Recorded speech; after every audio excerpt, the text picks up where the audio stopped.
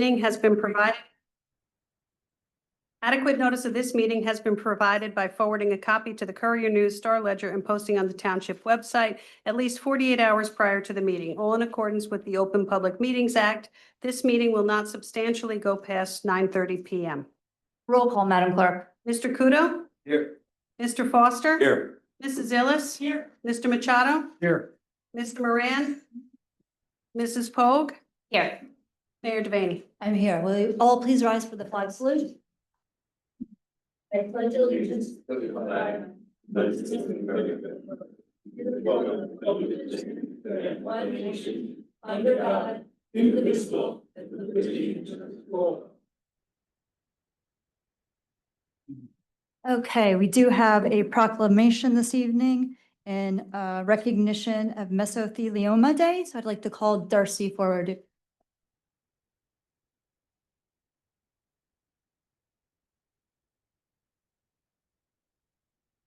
Do you want to talk for a few minutes while this is meaningful to you, if you don't mind? I try not to cry. It's okay. So mesothelioma is a rare cancer which impacts many across the country and across the world. I'm actually on the board of the Mesothelioma Foundation. My mother, Bonnie Anderson, passed away 2.5 years ago from cancer. She was a 21-year warrior. She lived in Berkeley Heights with us for about 20 years.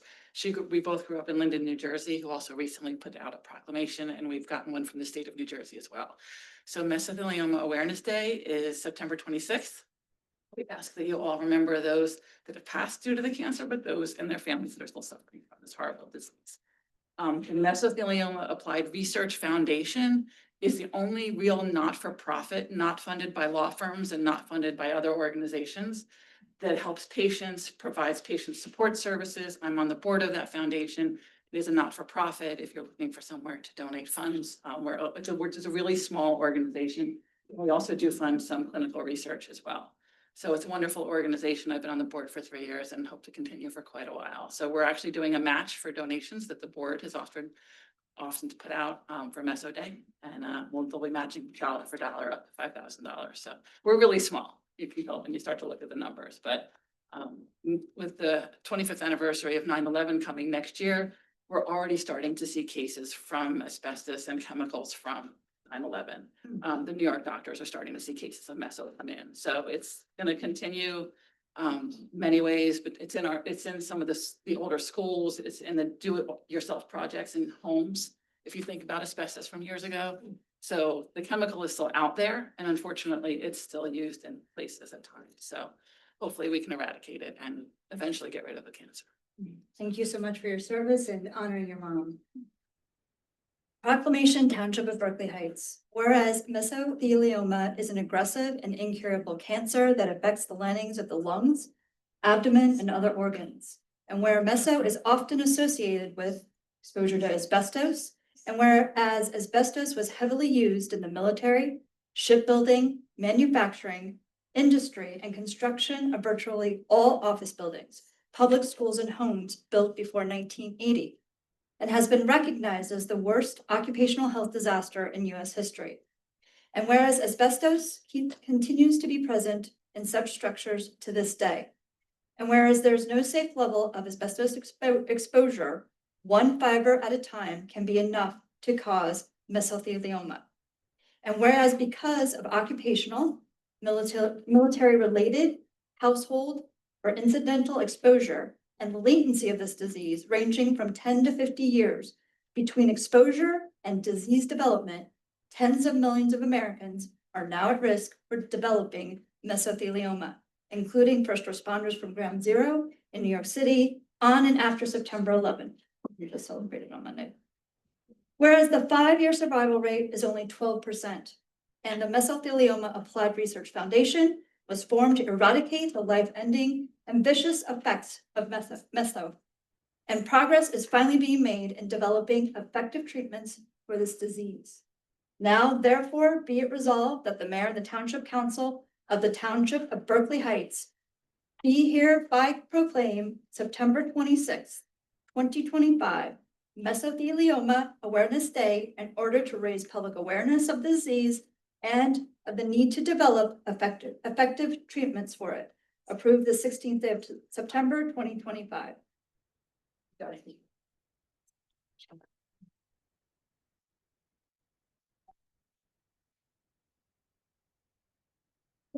Thank you. Thank you, Mayor and Council.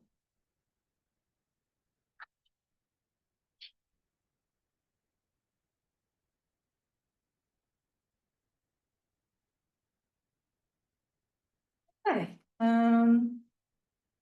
we are going to go into an executive session. First, we're tabling the resolution. Okay. Yeah, we can do it that way. All right. So I would like to make a motion to move resolution number 2025-268 from the consent agenda and add it to the regular agenda. I'll second that. Any discussion? Roll call? Mr. Kudo, Yes. Mr. Foster, Yes. Mrs. Illis, Yes. Mr. Machado, Yes, Mrs. Polk. Yes. and I would like to make a motion to table resolution 2025-268. I'll second that. Any discussion? Roll call? Mr. Kudo, Yes. Mr. Foster. Yes. Mrs. Illis, Yes. Mr. Machado, Yes, Mrs. Polk. Yes. Who has who's going to read the resolution? Oh. Okay, it's usually John. Resolution pursuant to NJSA 10:4-12, moving the public meeting into executive session. Whereas the provisions of the Open Public Meetings Act and Act NJSA 10:4-1 et sec expressly provide that a public body may move into executive session and exclude the public from that portion of a meeting in which the public body discusses any of the 9 areas set forth in NJSA 10:4-12B. And whereas the Township Council, Township of Berkeley Heights, has determined it necessary to move into executive session to discuss the following subjects, all of which are included in the aforesaid exceptions: attorney-client privilege, condo zoning ordinance, and affordable housing obligations. Now therefore be resolved by the Township Council of the Township of Berkeley Heights that it does hereby move into executive session pursuant to NJSA 10:4-12B to discuss the aforesaid matters, and it is further resolved that the aforesaid discussions shall be made public either at a public meeting following said executive session, or at such time as any litigated or personnel matters are concluded, or upon conclusion of any negotiations or related discussions, or as otherwise specified. And it is further resolved that this resolution shall take effect pursuant to law. Approved 16th day of September 2025. Do I have a second? Second. Any discussion? Roll call? Mr. Kudo, Yes. Mr. Foster. Yes. Mrs. Illis, Yes. Mr. Machado, yes. Mrs. Polk. Yes. Okay, we will now go into executive session and we'll return to vote on the rest of the agenda.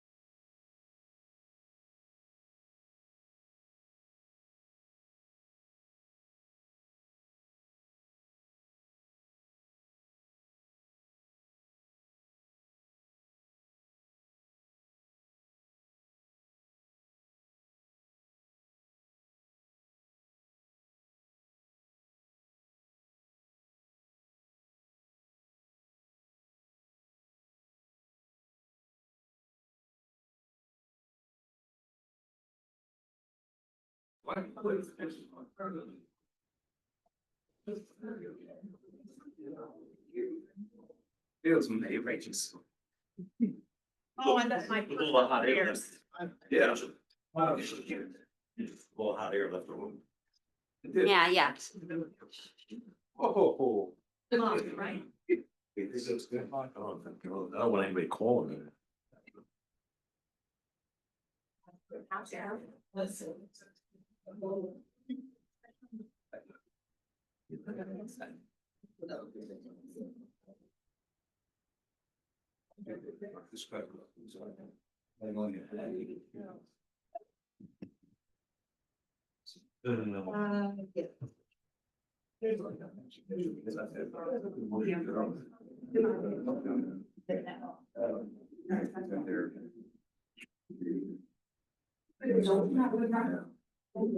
don't think so. The door always shuts. Yeah.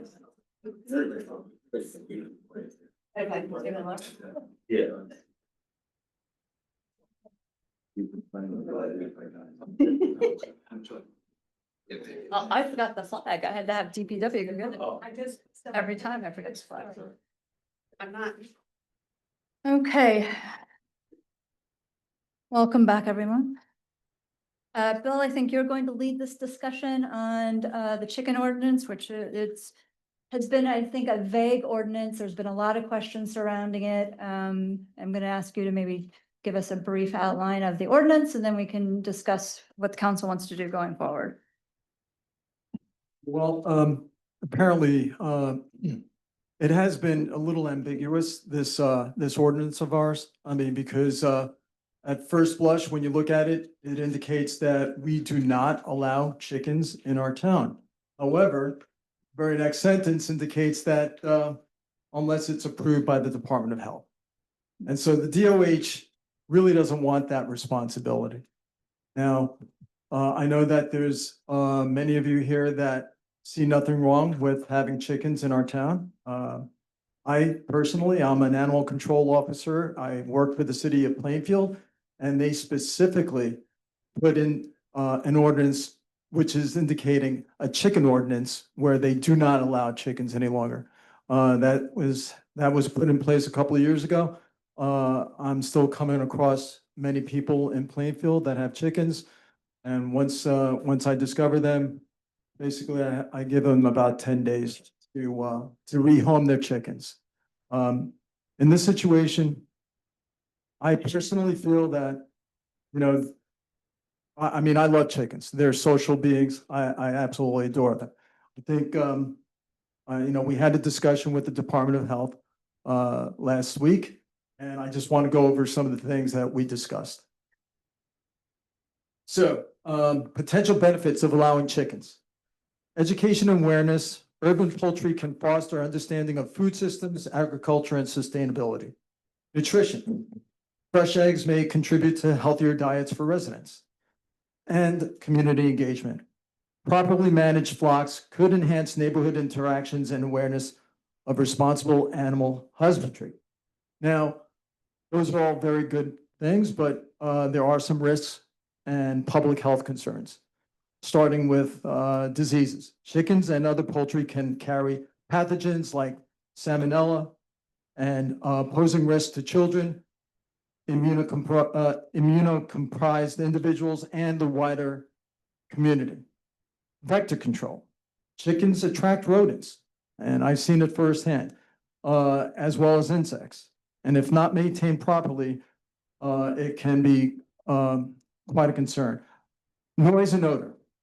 Though roosters are disallowed, hens may still contribute to noise, especially during dawn, and generate odors if care and waste management are insufficient. And lastly, animal welfare and oversight. Ensuring proper housing, food, care, veterinary attention is essential, but may overextend local enforcement capacities. And that's one thing that we should definitely be aware of, that at this very moment, we don't know who will be involved in examining the chicken coops and enforcing the law. Now, if we decide to go ahead and allow chickens under certain conditions, These are the recommendations. And there are quite a few. So we'll start with permit system and conditions. Explicitly include hens only.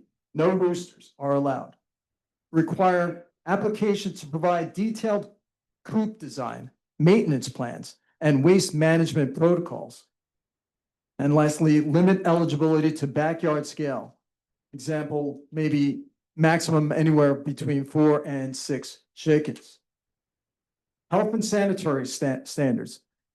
Cooperate with local vets or agricultural extension services to develop sanitary guidelines and vet care resources.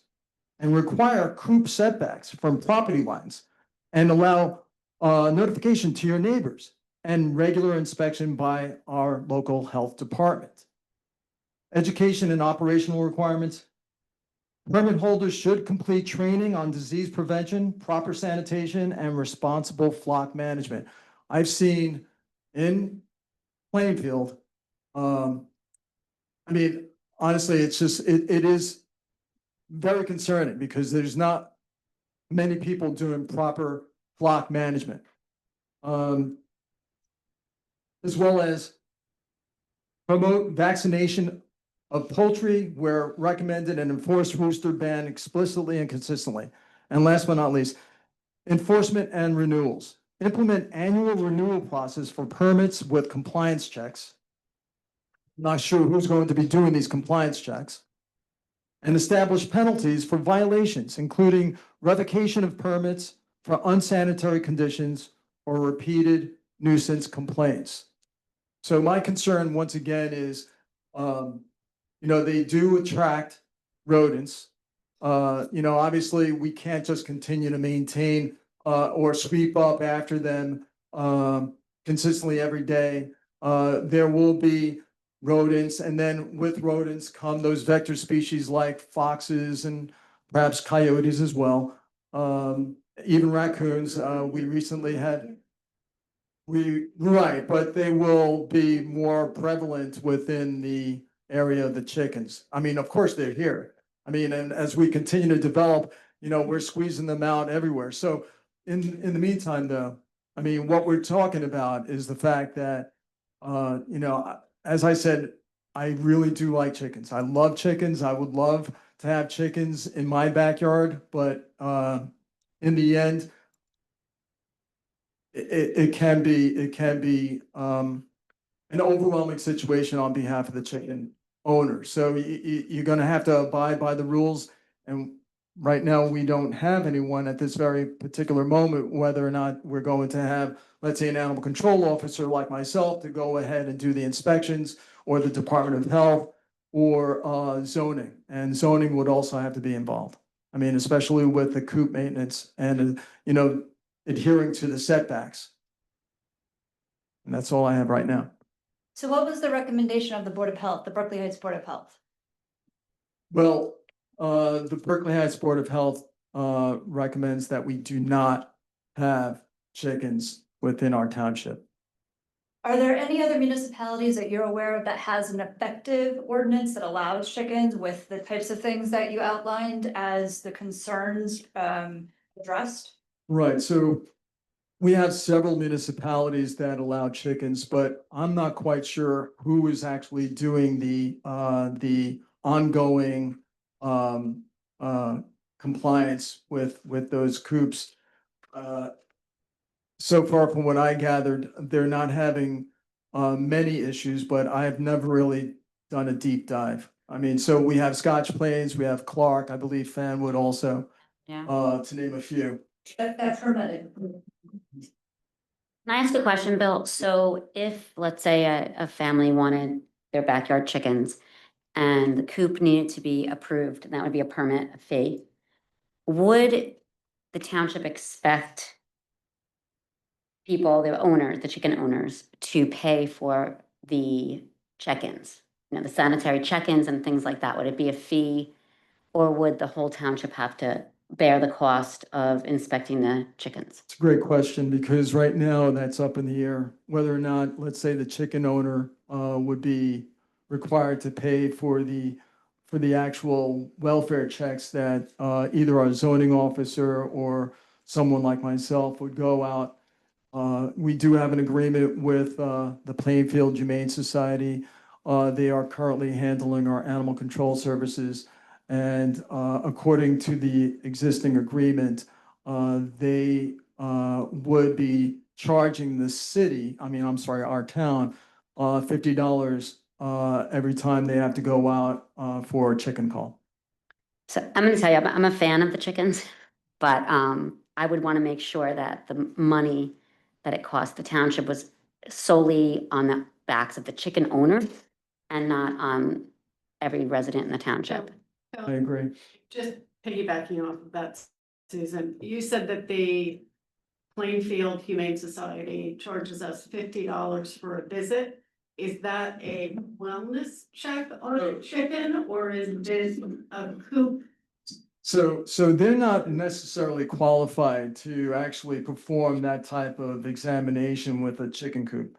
I mean, they just come out, if there is, let's say, a livestock situation or exotic animal or, some small animal that falls under that definition, if they need to come out to assess the situation, they will charge our town $50 for that particular visit. But in the end, they are certainly not qualified to do an examination of that nature. Typically, that would be either the Department of Health representative or perhaps the zoning, if we get someone from zoning. The Department of Health does inspections for like food trucks, and there's a permit fee, and basically the permit fee covers that process is covered by the permit. Right, So so if I could interject for a moment, I'm sorry. So I actually drafted a chicken ordinance that's very similar to what you just described. That was just described up in Teaneck. Which from Scott, hold on Yep. 1 second. I just want to let everyone know this is Scott Salmon, our Yep. township attorney. He's the voice of God. From Disney, not from Yeah. heaven. All right, go ahead. calling in from the gift shop of a rainforest cafe in Animal Kingdom. It was so I can tell you, I drafted a very similar ordinance to what is being discussed right now up in Teaneck. It's worked extraordinarily well. It limits the number of chickens to four per household. It gives all the detailed requirements of where the coops and runs have to be and what size they have to be and all the setbacks and all that information. And I would suggest that I will send it around to the council. I would suggest that you all chat and take a look at it, because I think it solves a lot of the problems that you're discussing. The way the fees are handled is that anyone who has who has these backyard chickens pays an annual fee. I believe it's $200, but I'm not 100% sure off the top of my head. And that covers the cost of any visits or check-ins that need to be done over the course of that year. And then, the following year they have to pay the annual fee again. I'm just looking online here. The New Jersey Department of Agriculture and JDA, Division of Animal Health, is the point of contact for any kind of issues in terms of sanitary or signs of disease in poultry. Our zoning officer also brought up that if we go forward with the chicken ordinance, that we have to contemplate other fowl, like there's pigeons and there are other issues that have also cropped up Right, as well. So I'm not quite sure whether or not, I know for a fact that there's an individual here in town that has a pigeon coop. I don't know whether or not we would grandfather that individual into this situation if we go ahead and approve this. But we should. We should, as long as he adheres to the recommendations, the same recommendations that we applied for the chicken coop. Manny, do you have anything to add? I know your son who lives in another town has chickens, or you have a little bit of experience in this area. Look, I'm for chickens. I think chickens without the roosters are a great idea. They're lonely, but that's okay. Yeah. Oh, sorry. They're happy and they lay eggs. That's all I care about. Yeah. And there are certain towns in Union County that do a lot of chickens, Fanwood, Cranford, and a few others. So something that it's from what I'm hearing over here, it sounds like the Board of Health doesn't want chickens, but if they did, it would be promulgated with certain rules and regulations to make it happen. Right. And that sounds like you're going with a number of about 6. I like 4 better. I heard Scott say 4. Yeah. But Yeah. group sizes are running between 6 to 8. I checked with a few of the people who have small groups, and the 6 to 8 is the count. 4 is not enough for. I'm not saying not enough for a family. It's not enough for the chickens. They're social animals, and 4 chickens get kind of well, 6 chickens seems to work really well. All right, so a half a dozen, I mean, we could always argue this, but 4 to 6, I mean, I would not. No, I'm saying we don't have to go beyond a half a dozen, I would say, but I mean, Scott, when you have a moment, if you could forward that information over to us, I mean, sounds like T-Neck is doing very well with it. Perhaps maybe we could dovetail off of T-Neck and see if we can also do it as well.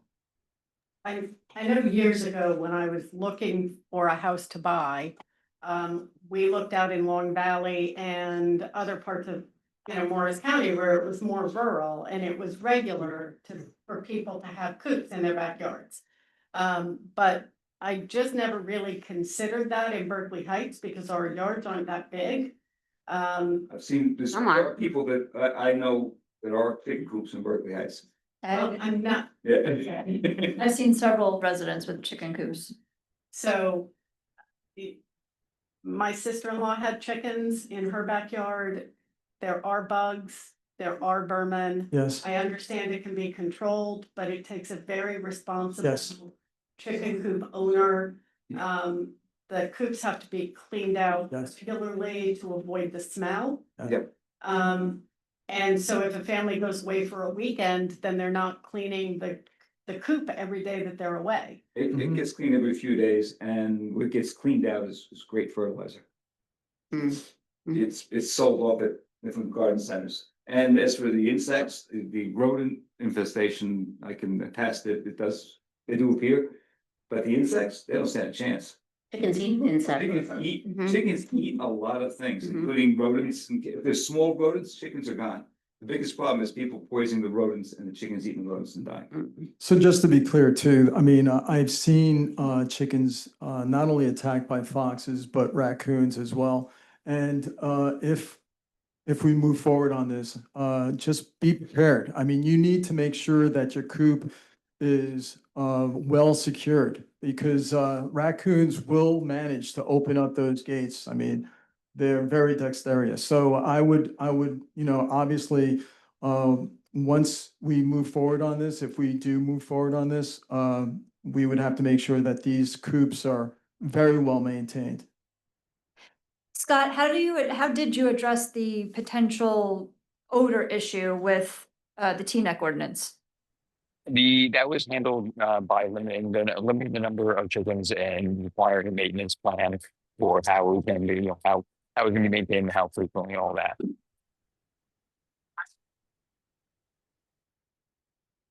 How long has the ordinance been in effect? The ordinance itself has been in effect, I want to say 8 months now, I believe. They had a different it's like a different ordinance before that. So there are lots of chicken coops out there throughout T-neck. So it was not a significant change. I'm not sure how long the previous ordinance had been in effect, but it had been at least a few years. Okay. Well, maybe our department or health department can also check with the towns that do allow, and we can probably hybrid something together. But we do have larger lots than parts of Plainfield. Well, I think it's a zoning issue when we start talking about the setbacks.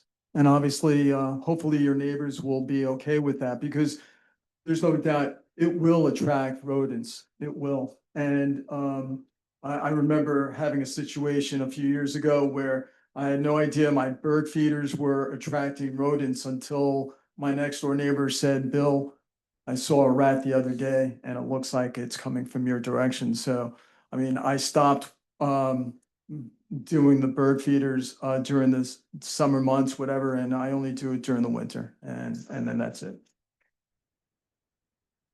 John, you have any thoughts? The only question I have is what Bill had mentioned about is running across several township organizations, health department, zoning department, building department, the planning. And I guess this question goes to Scott. Who handles it up there? Do they have their own single person that handles all of that and goes out and does inspection stuff, or does it run across, is it multifaceted as far as who handles it? So no, all that is handled by the health department up in Teaneck. I believe they had a specific person that, went out and received a significant amount of training, but it all goes through them. Okay, do they have an in-house health department, or do they use county, or are they countywide? That's No, where- they have their own in-house. They're in-house, okay. Yep, yep. Okay, well, that's where, We don't have we- that. yeah, we don't have an in-house health department, we use Union County, so. The wheels. I'd like to know, like, what the- Wagon on that one. Right, but I'd like to know what the NJ Department of Agriculture can do as a shared service with us perhaps before we say we can't do it because we don't have our own health coordinator. Yeah, because the inspection really is key to this. So you can't just, say I've got a shed on my property, I'm gonna turn that into a chicken coop. Because the shed could be not within setbacks. So then that's our zoning, and then the coop design is a specific thing. Right, so I don't know that our building inspectors are up to coop design. Or shed. I think the rule of thumb is, for every large chicken, and we're talking chicken maybe about this big, it requires maybe 4 feet. So for, 4 cubic feet, so 8 chickens, 25 feet. yeah, so, I mean, so that's sort of, the rule of thumb. But then you lay in your setbacks off the property lines and stuff like Right. that, with the house, and it's like putting a patio or a deck on. You have to, you have to, there's gonna be certain regulations that that are gonna have to be followed, so Mhm. that's why I asked the question about, is this multi-agency? Does it run across that, and will we run into any complications, because Well, your setbacks might determine how many chickens someone can get. Versus how many chickens you want for your setback. Well, zoning. With a patio or a shed, you have to go before the planning board or the zoning board and Right. get approval. And Mhm. so if there's not enough property to have chickens, you get declined. And I think it would also depend on whether it would be considered a permanent structure or a movable structure. So, like, I can put up one of those, plastic snap together sheds anywhere on my property. There's no zoning for that because it isn't affixed to the ground. But if I want to put in a proper shed, then that has to meet the side, front and back lot setbacks. So we'd have to define the coop within the code as well. And I believe that the shared service that we have with Union County for the health officer, they have been very clear about, we're gonna need an additional inspector, which means that our contract will expand, which means we Yes. pay more money for another inspector. Yes, Well, that'd be charged local to homeowners, so. Right, we could charge it back, but I just want to be clear that there's an additional cost for that as well. yes. Right, any other comments or questions or on this? Okay. I always allow residents to come up and say a few words about this specific conference session. So if you want to make a comment about the potential change in the chicken ordinance, you can come forward now, state your name, address, and please keep your comments to 3 minutes.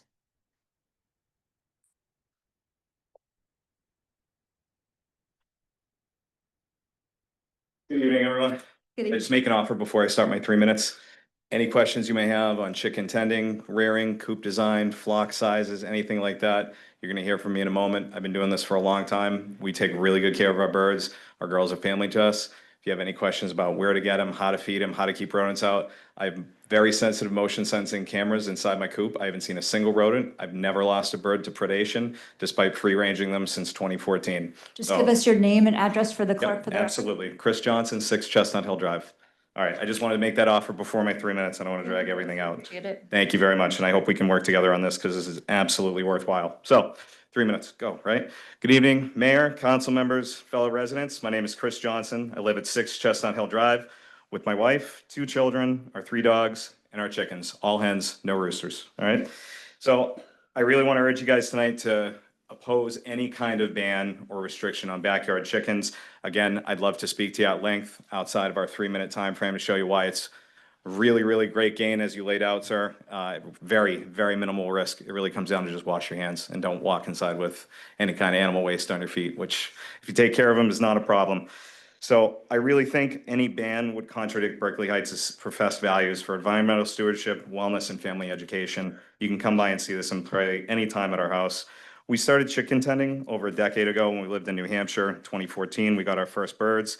And it wasn't a fad we saw on social media. My wife and I have no social media. We don't deal with any of that. It's something that's very important to us. It's a very serious part of our lives.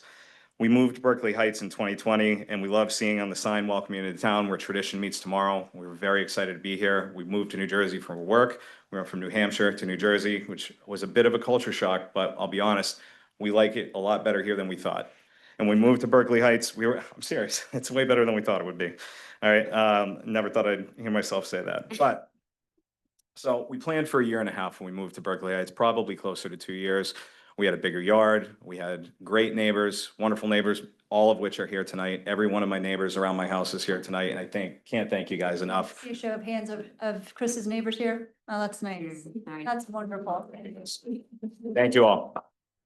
So we planned for a year and a half, closer to 2 years. Part of it was procrastination on my part, trying to get back to New Hampshire to pick up my coop. But we got buy-in from everyone, enthusiastic support for everyone, and we made it happen. We got our coop, we got our chicks, and the results have just been wonderful. Our chickens have provided us with ethically sourced eggs, avoiding factory farm animal products, which it just is a moral issue for us. It's, if you've ever seen, and I know some of you have, I know you have, sir, what factory farming does and where your money goes for. Factory farm eggs don't come into our house. Factory farm beef does not come into our house. We go above and beyond, and we're not always perfect on it, but we try our hardest to make sure that that doesn't happen in our home, and we want our kids to understand why. You'll hear from my wife more about that. They've demolished the tick population in our yard. I've never seen a single rodent. I've never seen a single, predator intrusion into our coop. Right? They've helped our composting. They helped us control pests, and ticks. We have dogs. We haven't had a single tick in our yard since then. Our kids, the lessons that they learn are incredible. How many 8-year-olds do you all know that will voluntarily go out and scoop a chicken coop? Right? My kids back there and their best friends ask to help out to scoop the coop. Right? They don't have to do it. Their friends don't. My kids do. Their friends do not. But they choose to. They collect the eggs. They feed the birds. And if you follow very simple biosecurity practices, you scoop the coop. You don't wear the same shoes outside as you do inside, and you wash your hands. You wouldn't touch dog feces and then touch your face. You wouldn't do the same thing with chickens. If you do that, short of being severely immunocompromised, you're safe. You're very safe with chickens. They support the keeping of chickens, support all the initiatives that the mayor and your council, your wellness commission have fostered for environmental stewardship, taking care of our food, eating healthier, getting outside, getting away from screens. I don't have to tell you the damage that screens are causing to our kids. You all have been working on it, and the school, the Board of Ed has been doing some great stuff to try and curtail that, but it has to start at home. In fact, keeping with the town, I saw a sign in the library just the other day that September is National Chicken Month. So I don't know if you all did this on purpose or not, but if you go to the library in the children's section, you'll see it's National Chicken Month. So my congratulations, sir, to Amelia. If you see her, Amelia Bedelia the chicken, please tell her we said thank you. And for us, this is a bigger part. Like I mentioned, we're deeply opposed to factory farming. I understand there's some necessity to it, but if we don't have to support it, we're not going to. We believe that when God gave man dominion over the earth and its creatures, we're not supposed to abuse these animals. Yes, they have to die so we live, but that doesn't mean we disrespect them. That doesn't mean we treat them poorly. They're part of our family. So many kids and so many adults, and it's not unique to New Jersey. I grew up in Massachusetts, it's the same thing there. They think food is something that comes on the shelf in the store, and they have no respect, they have no love or appreciation for an animal that died, and they waste it and they don't care about it. My kids know the difference. They've been raised differently. They're going to continue to be raised differently. And we want to do everything we can to support you in doing it right. We can show you what we do. We can show you what's worked. You can take care of them. It can be done. It's not going to detract from home values. Everyone in our neighborhood who's here tonight, they love them. We have friends from other towns where they can't have them, bring their kids to meet them. It's an absolute benefit for next to no risk. Again, they're safer than dogs. They're safer than cats. As far as vectors of disease, they're not going to bite you. They've never bitten and killed anyone. As far as I look high and low online, I've never seen anyone killed by a chicken. We have certain dog breeds in our neighborhood that bark all night and lunge at dogs and kids in our neighborhood. And my chickens aren't going to do that. The only way you would know my chickens are there is if you trespassed onto my property and stuck a camera over my fence and took pictures in the curtilage of my home. May or may not have happened. All right, we have neighbors that didn't know. You know, you're at the 3-minute mark, so. Thank you, I'm so sorry. All right, so Just go ahead and sum it up. thank you so much. I appreciate you. I'm not trying to run over time. It can be done safely. It's worth doing. The educational benefits, the health benefits, being outside, treating animals well. We can definitely do this in a way that works for everybody. And I really, again, I want to offer my assistance, whatever I can do. I work in public service. I want to make your jobs easier. I don't want this to be a fight. I want us to be able to work together and make it happen in a way that works for everybody. So please don't ban the birds. We love them. Like, come by and see them. Open invitation, just give us a call. Thank you. Thank you, Chris. Appreciate that. The head volunteer for the chicken committee. Yes, they did a chicken committee now, right?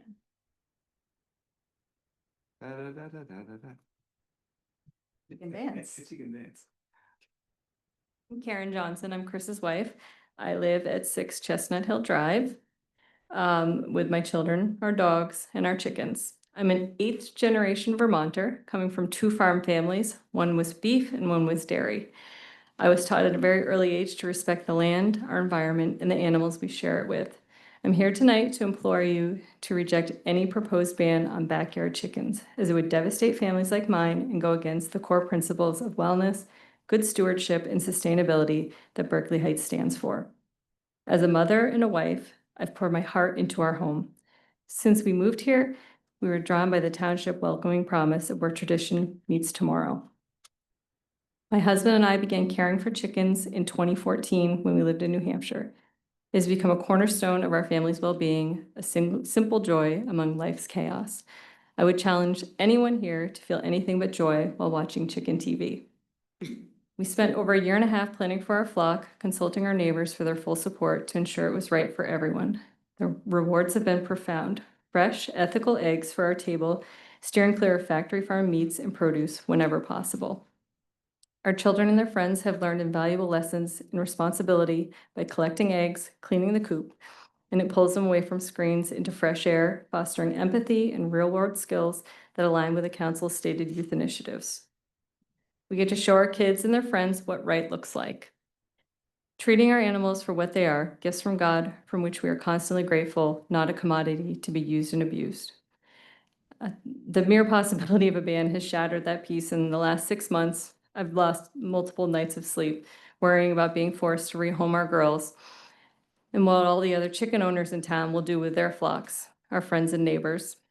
It feels like losing a piece of our family, causing angst, which the Mayor's Wellness Committee is working so hard to combat with programs like the Paint the Town Green, and the Spire model of emotional resilience. Environmentally, our chickens embody the stewardship you promoted via the Bee City USA resolution and composting efforts. They control pests and naturally enrich our soil and reduce our waste footprint, supporting sustainable Jersey goals without a single complaint. A ban would inflict needless cruelty on families with pending permits and those who may consider raising hens in the future, clashing with your environmental wellness and compassionate vision. Please preserve or expand the current chicken code and let us continue this cultural tradition of care. Thank you, guys. I will say I'm a registered nurse. I've had 23 years of experience, and I'd be happy to volunteer to check out coops and educate people. So, We'll take you up on that. yeah, thank you.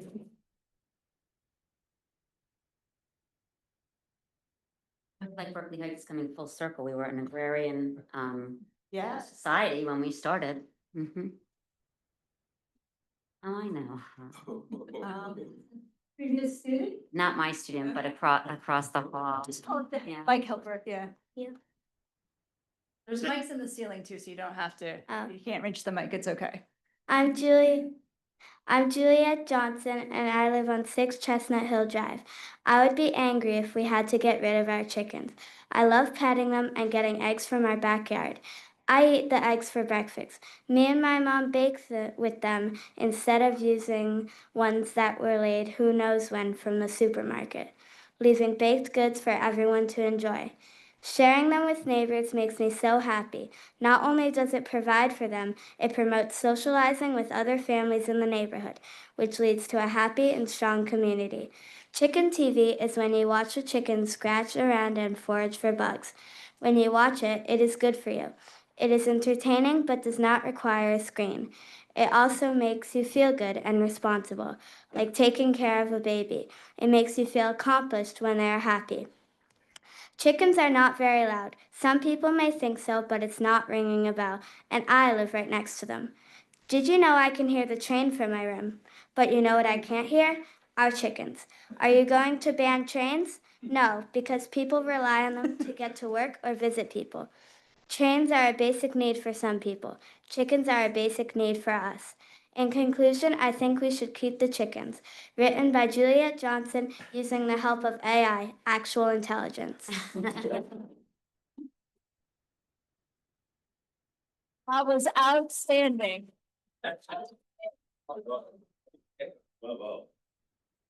I'm glad the board president is, or the other members of the board of ed to hear that. That was great. Yeah. Hello, my name is Daniel, and I take care of the chickens. I feed them, I play with them, I clean up after them. They make me very happy. Did you know that backyard chickens make healthier eggs? I would feel very sad if I had to get rid of the chickens. Don't ban the birds. Thank you, Daniel. That was awesome.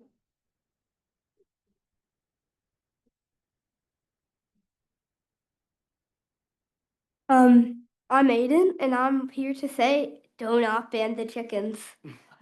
I play on the soccer team, and I would rather have my soccer team banned than the chickens. Wow. Wow.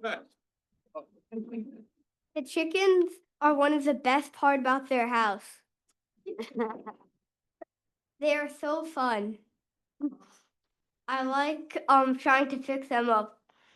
Is it hard? Is it hard to pick them up? Are they fast? They're fast? Okay. Yeah. Yeah. Don't ban the chickens. Oh, thank you. That was great.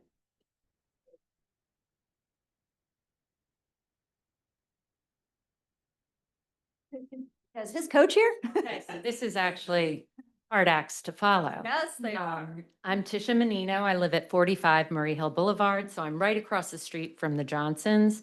We've known them since they moved in. They're a lovely, lovely family, always willing to give a helping hand. And we were really excited when they shared that they were going to have some chickens. And they've been so open. It's been wonderful. Even, I mean, my kids are older. My daughter just went to college. My son is 15.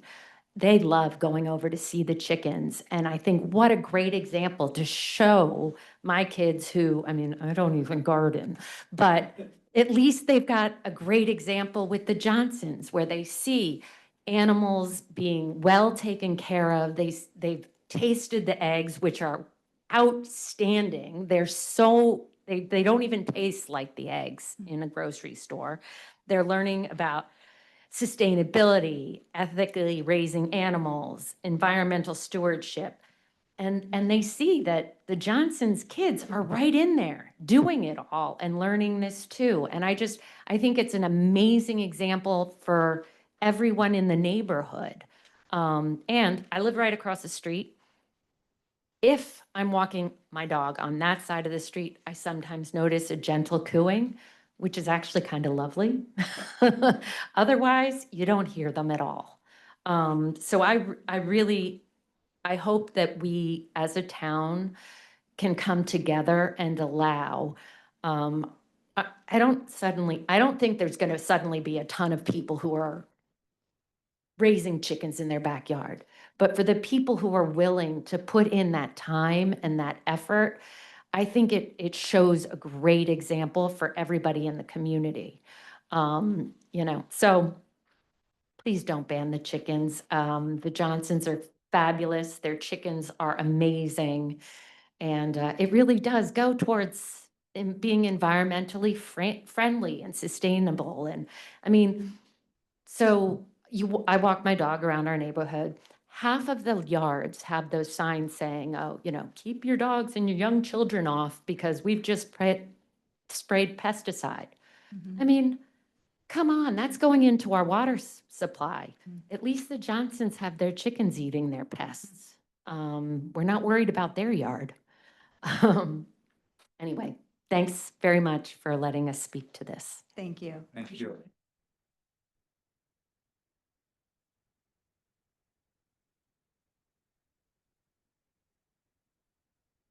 Hello, my name is Jillian Casal. I live at 34 Murray Hill Boulevard. My front yard backs up. We share a fence with the Johnsons. So if the chickens are loud, they're loudest to us. And as a previous town member said, it's more of a gentle coo. I don't think we've noticed any increase in rodents. Certainly, we've saw raccoons before the chickens came to live next door, and I don't think we've seen any increase in them. Certainly haven't seen an increase in foxes or anything like that. I think the Johnsons are a perfect example of what a town would want their town people to do if they were to have backyard chickens. I certainly wouldn't want a large scale chicken coop in my my next door neighbor's house, but having a small number of chickens that are well tended to and cared for, I think is a great example. And I would encourage you to take up the Johnsons' offer for their kind of opinion and consultation. I think they're really probably experts in the field more than a lot of other people. I haven't noticed any increase in bugs, and what I do see is their family outside taking care of the chickens.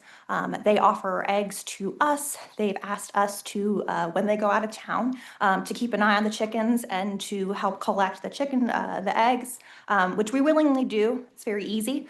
And it's been a really, I think, great addition to the neighborhood. So it would be sad to see them go, and I hope they stay. Thank you so much. Appreciate it.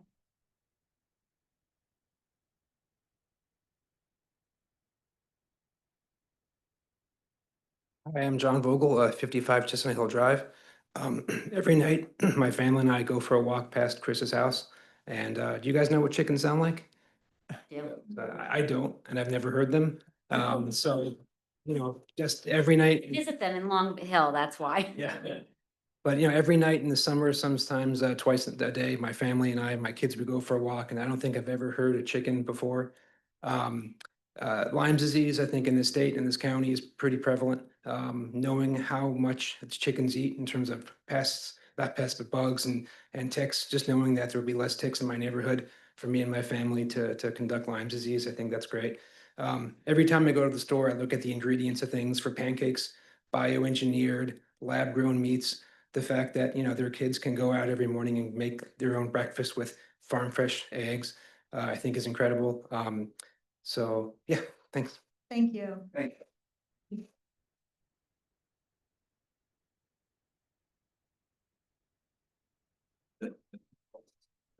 Good evening. My name is James Wright. I live at 34 Murray Hill Boulevard.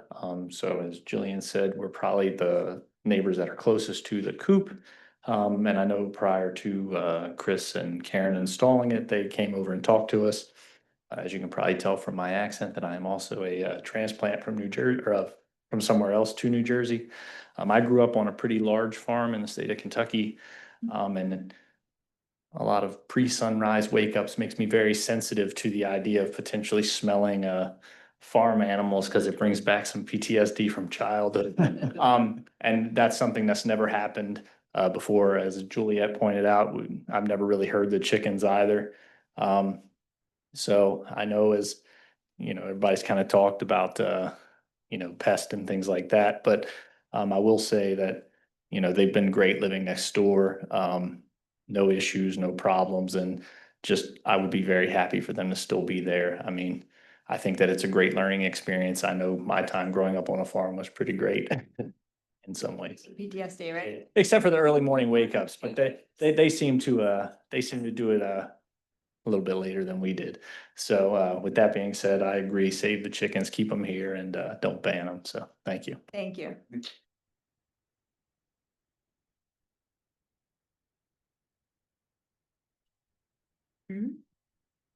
Hi, I'm Corey Choi, and I live on 5 Murray Hill Boulevard. And every time I go to my friend's house, I love seeing the chicken and petting them. So don't ban them, please.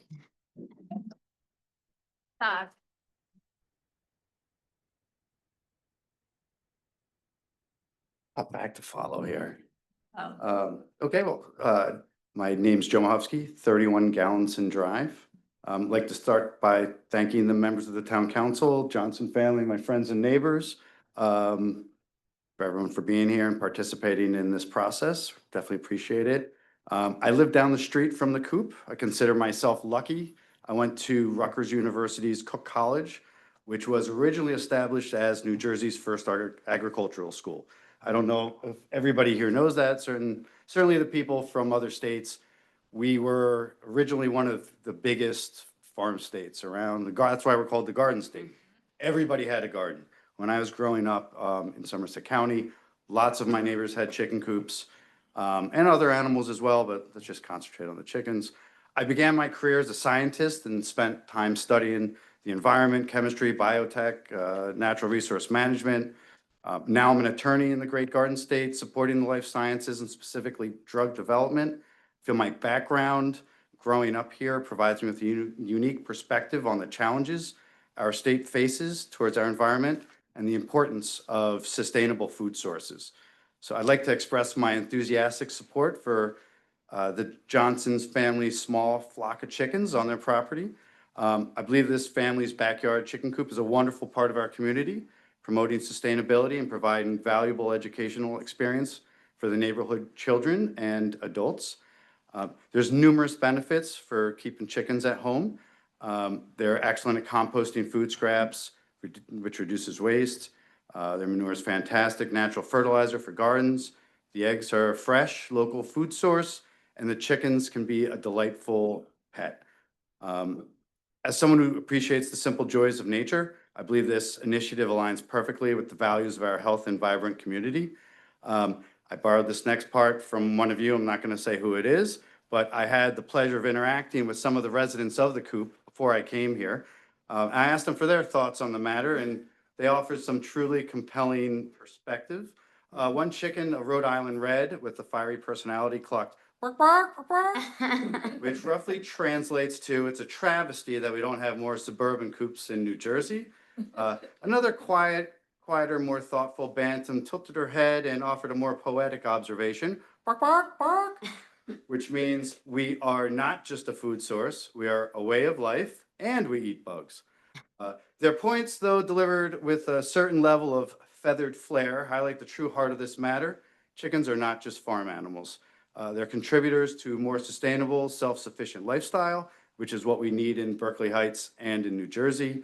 Allowing the Johnson family and more Berkeley Heights families to have chicken coops would be a small step with a big impact, fostering a closer connection to our food and the environment. It would also send a wonderful example to other families in our communities. Lastly, I hope that the town council and mayor make it easier for our families to have better gardens, chicken coops, and make other common sense steps to a more sustainable future. Thank you all for your consideration. Thank you so much.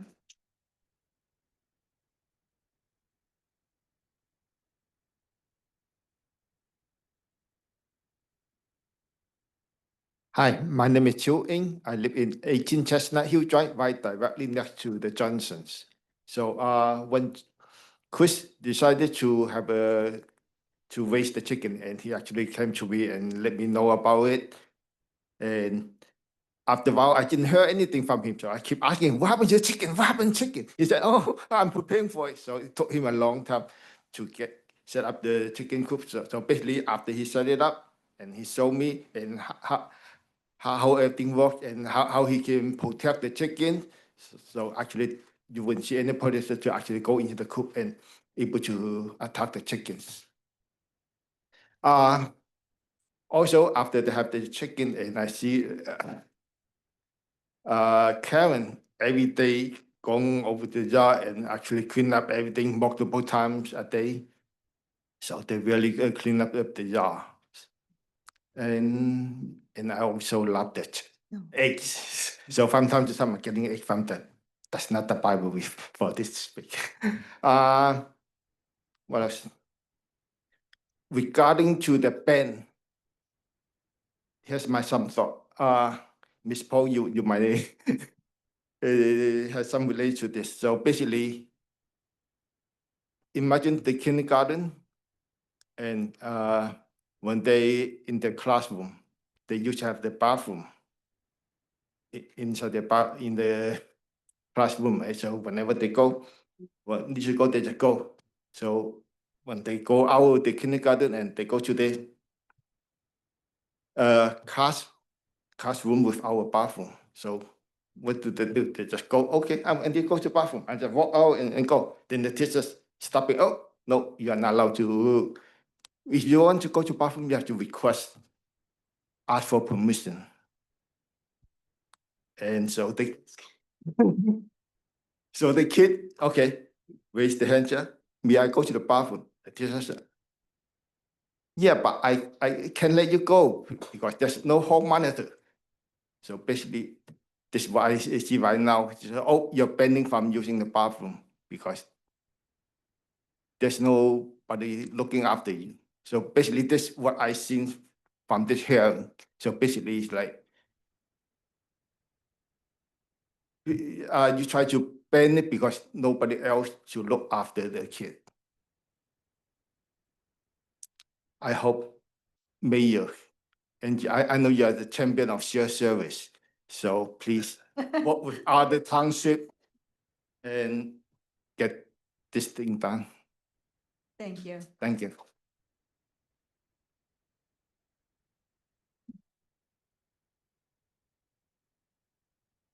Howard. My name is John from 198 Washington Street. I guess a different perspective because I'm not related to Chris and I don't live next to him. So, and I don't know if it's a bad thing because apparently he's got that section on lockdown there. He's a great neighbor. I've owned chickens before. My family that owns chickens. I've been an outdoorsman my whole life. And I can honestly say that there has been no downside to owning chickens, only up. I owned them, and I'll tell you, the people around me didn't even know I owned them. They weren't loud, they didn't smell. Okay, as far as rodents go, I mean, as long as you clean everything up well, I've never had a rodent from them. You get rodents from gardens. We all know we're not going to ban a garden here in Berkeley Heights, at least I hope not, okay? Because we know that the benefits of a garden far outweigh the negatives, all right? And I think it's the same with this too, okay? As long as you clean out your coop and you uphold it, there's zero downside to owning chickens, except for, you know, my kids loved it, my nephews loved it, they learned responsibility. The food was better for sure, okay? I don't see any negative. That's really all I have to say. Thank you. Thank you for your perspective. I've never seen the color of the yolk on a farm fresh egg. It's very different and it does taste very different. Yeah. Mr. Tomich has never given me any eggs. My neighbor. I expect a full delivery tomorrow. Hi, my name is Layla Nicodemo. I live on 35 Orion Road, and I'm one of their friends. And whenever I go to their house, I love petting them and feeding them, and I love carrying them, and they're really soft. So please do not ban them. Thank you.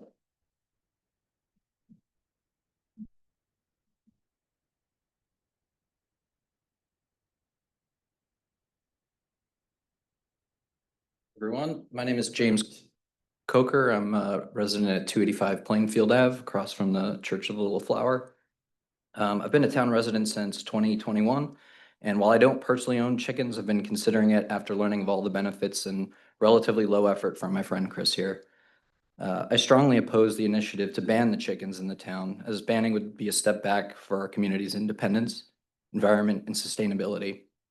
So let me explain why by focusing on probably one of the what I thought was an underappreciated benefit, but everyone here seems to know more about chickens than I did.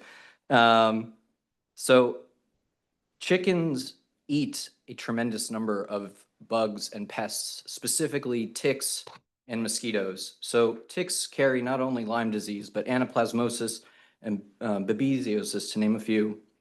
Mosquitoes spread illness like West Nile, Zika, and Eastern equine encephalitis. These diseases affect thousands nationwide each year, and the footprint of the diseases seemingly is increasing each year.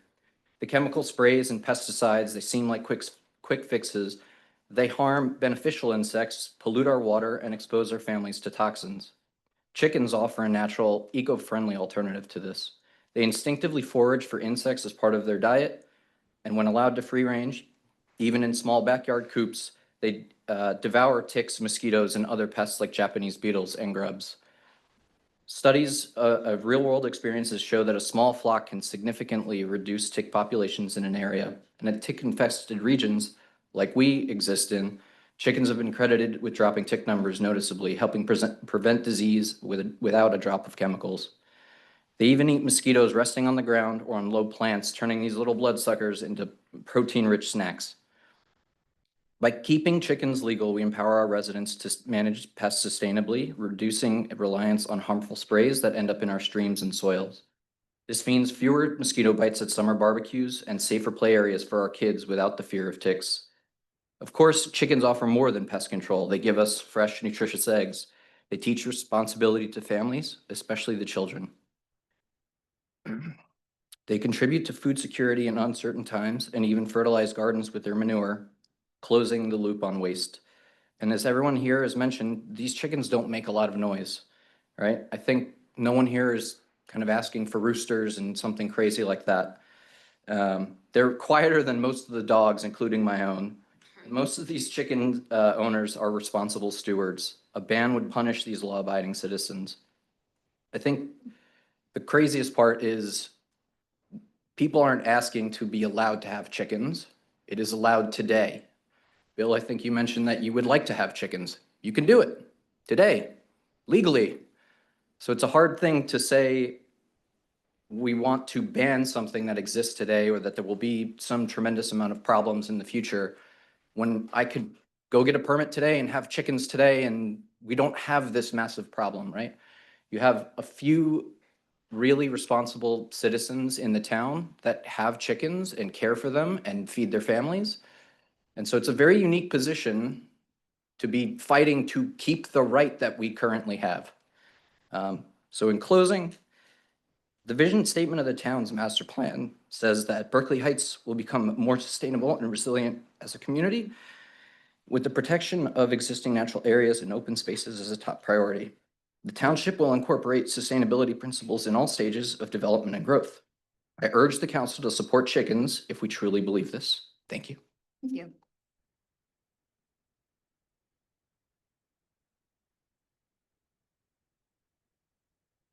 Hey, everyone, Javier Morales, 125 Lawrence Drive. How are you? Good evening. I'm in support of the Johnsons. I'm here to support them and ask you guys not to ban anything. They are a great family and they're just amazing people to this town and probably a lot more in this town. And I just wish we had more people that are watching come out and support them. And thank you so much. Just to clarify, the ordinance is contradictory, which is why we're having the discussion tonight. There's a portion of it that says you can, there's a portion of it that says you can't, which has been difficult for the zoning officer to make determination. So we're clarifying and having a conversation. What I'm hearing, I think, is that the majority of the council supports it, but we have to put some guardrails in effect, which I think, you know, everyone here has, you know, iterated that as well, that that's a responsible thing to do. I would like to see Scott's ordinance in TNEC and see if we can adopt some of those measures that seem to be working well. Any other concerns? Did anybody else, I'm sorry, were the neighbors done speaking? I just thought we had come to an end. Okay, perfect. We'll take a look at Scott's ordinance. We'll take a look at a couple of the other surrounding towns like Fanwood and Scotch Plains. And we'll work up something, but I think generally speaking that we are in favor of it. We just need to put the proper guardrails in place.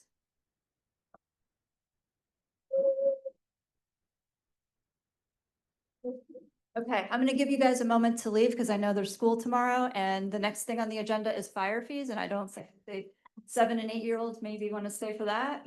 They may Well not. done to the students in our town Excellent coming job. up and being part of this event.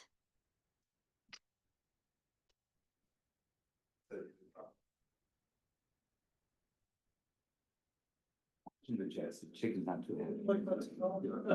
Chicken wasn't happy when you were watching the Jets? No. Why? It's kind of nervous watching football.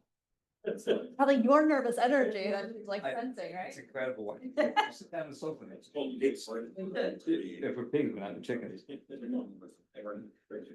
Have a good night, take care. Thank you.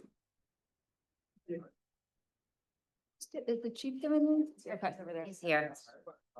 Chief, Chief Hopkins, can I call you forward to discuss the fire fee, fire fees? I love these. Thank you. Bill, you're gonna spearhead, making sure we have all the information that we need and, yeah, and working with Scott? Yeah, as a matter of fact, I just got TNEC. Okay, perfect. Perfect. Good evening, Chief. Good evening. I think you're giving us a presentation on the increase in fire fees? Yes, so I've been asked by different elected officials to look at creating a cost recovery ordinance Right. For our department and for the township. One of the most prevalent calls we're having right now are struck gas lines in town by construction companies. These typically are longer duration events that we have to stand by, wait for the gas company to come and stop and then fix the gas leak. This puts a lot of wear and tear on our equipment and our personnel.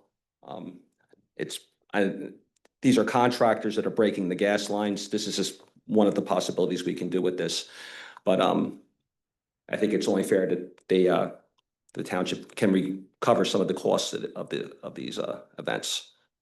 This would also cover hazardous material spills which typically happen on Interstate 78, motor vehicle crashes that involve extrications and those things. In addition to that, with technology advancing, with batteries, we've had to acquire some special equipment to be able to handle those fires.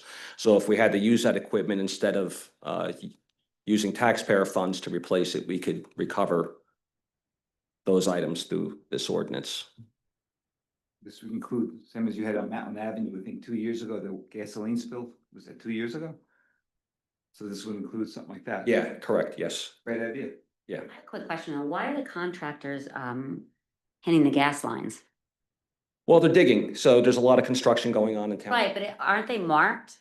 Yes, they are marked, but I actually learned something new recently. So on Mountain Avenue, when they were putting in the new water main, we were up there 2 days in a row for struck gas lines. So it turned out that there's these things called stubs, and these were gas lines that went to homes that no longer exist. Gas company doesn't have them on record. They're not marked out. They get struck. Scary. The other thing, the other problem too is sometimes the utility companies, we have to go, if we have a primary power line down on the ground, which causes fires, we have to stand by until the power company comes out and can turn that off. I had to call the chief the other day for a gas on That's a chronic. Forest Avenue, yeah. Part of this ordinance would have a part in there where we can build the utility companies cost recovery for this also. So it says that the fire department will be responsible for billing and collecting the costs. Is there staff available to do this? No, we would probably there's different companies we can use for that to do this. In the past, on the rare times we have billed, for example, I don't know if you remember the gasoline tanker fire in Diamond Hill Road. We did bill for that. Currently, there is an ordinance in place. It's a very vague, loose ordinance that allows for cost recovery. So for that particular incident, we had to stay there for 5 hours while they unloaded the gasoline tanker from one to the other. We couldn't leave.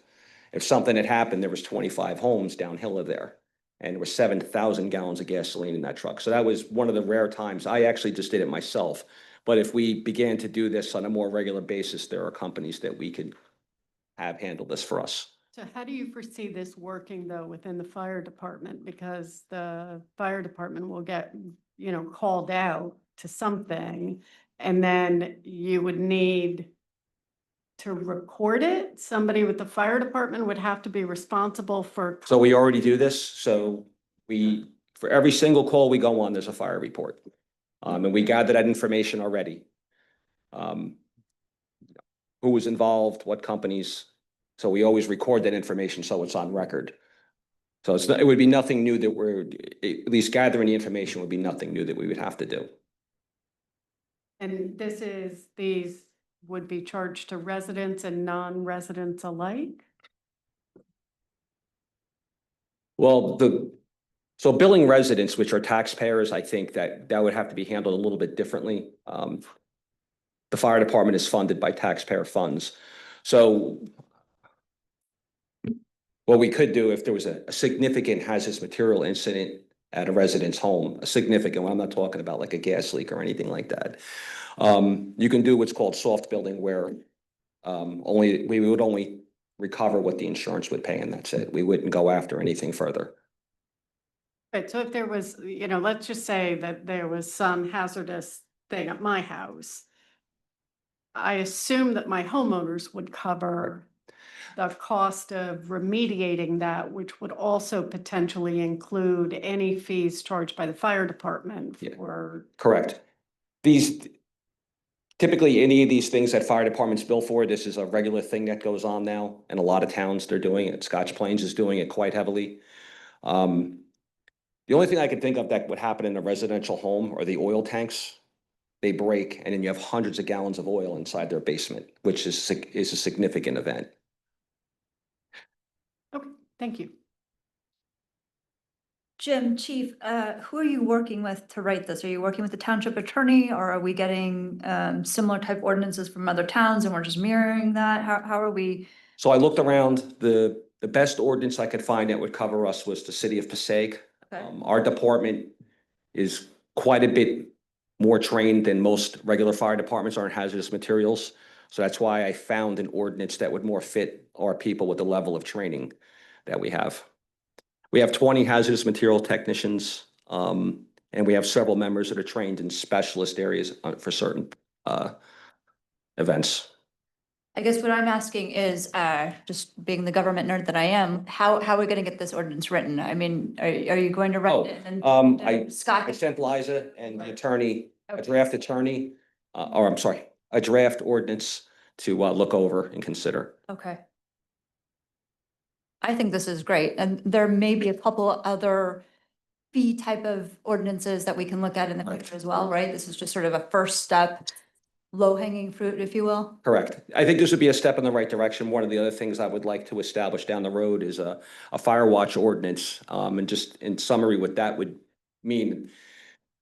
Sometimes folks want to have cold sparks at the hotel for like a wedding or another event, which requires a fire watch. And I am working on this with the fire official, where there would be, the firefighters that have to stand by would be paid an hourly rate.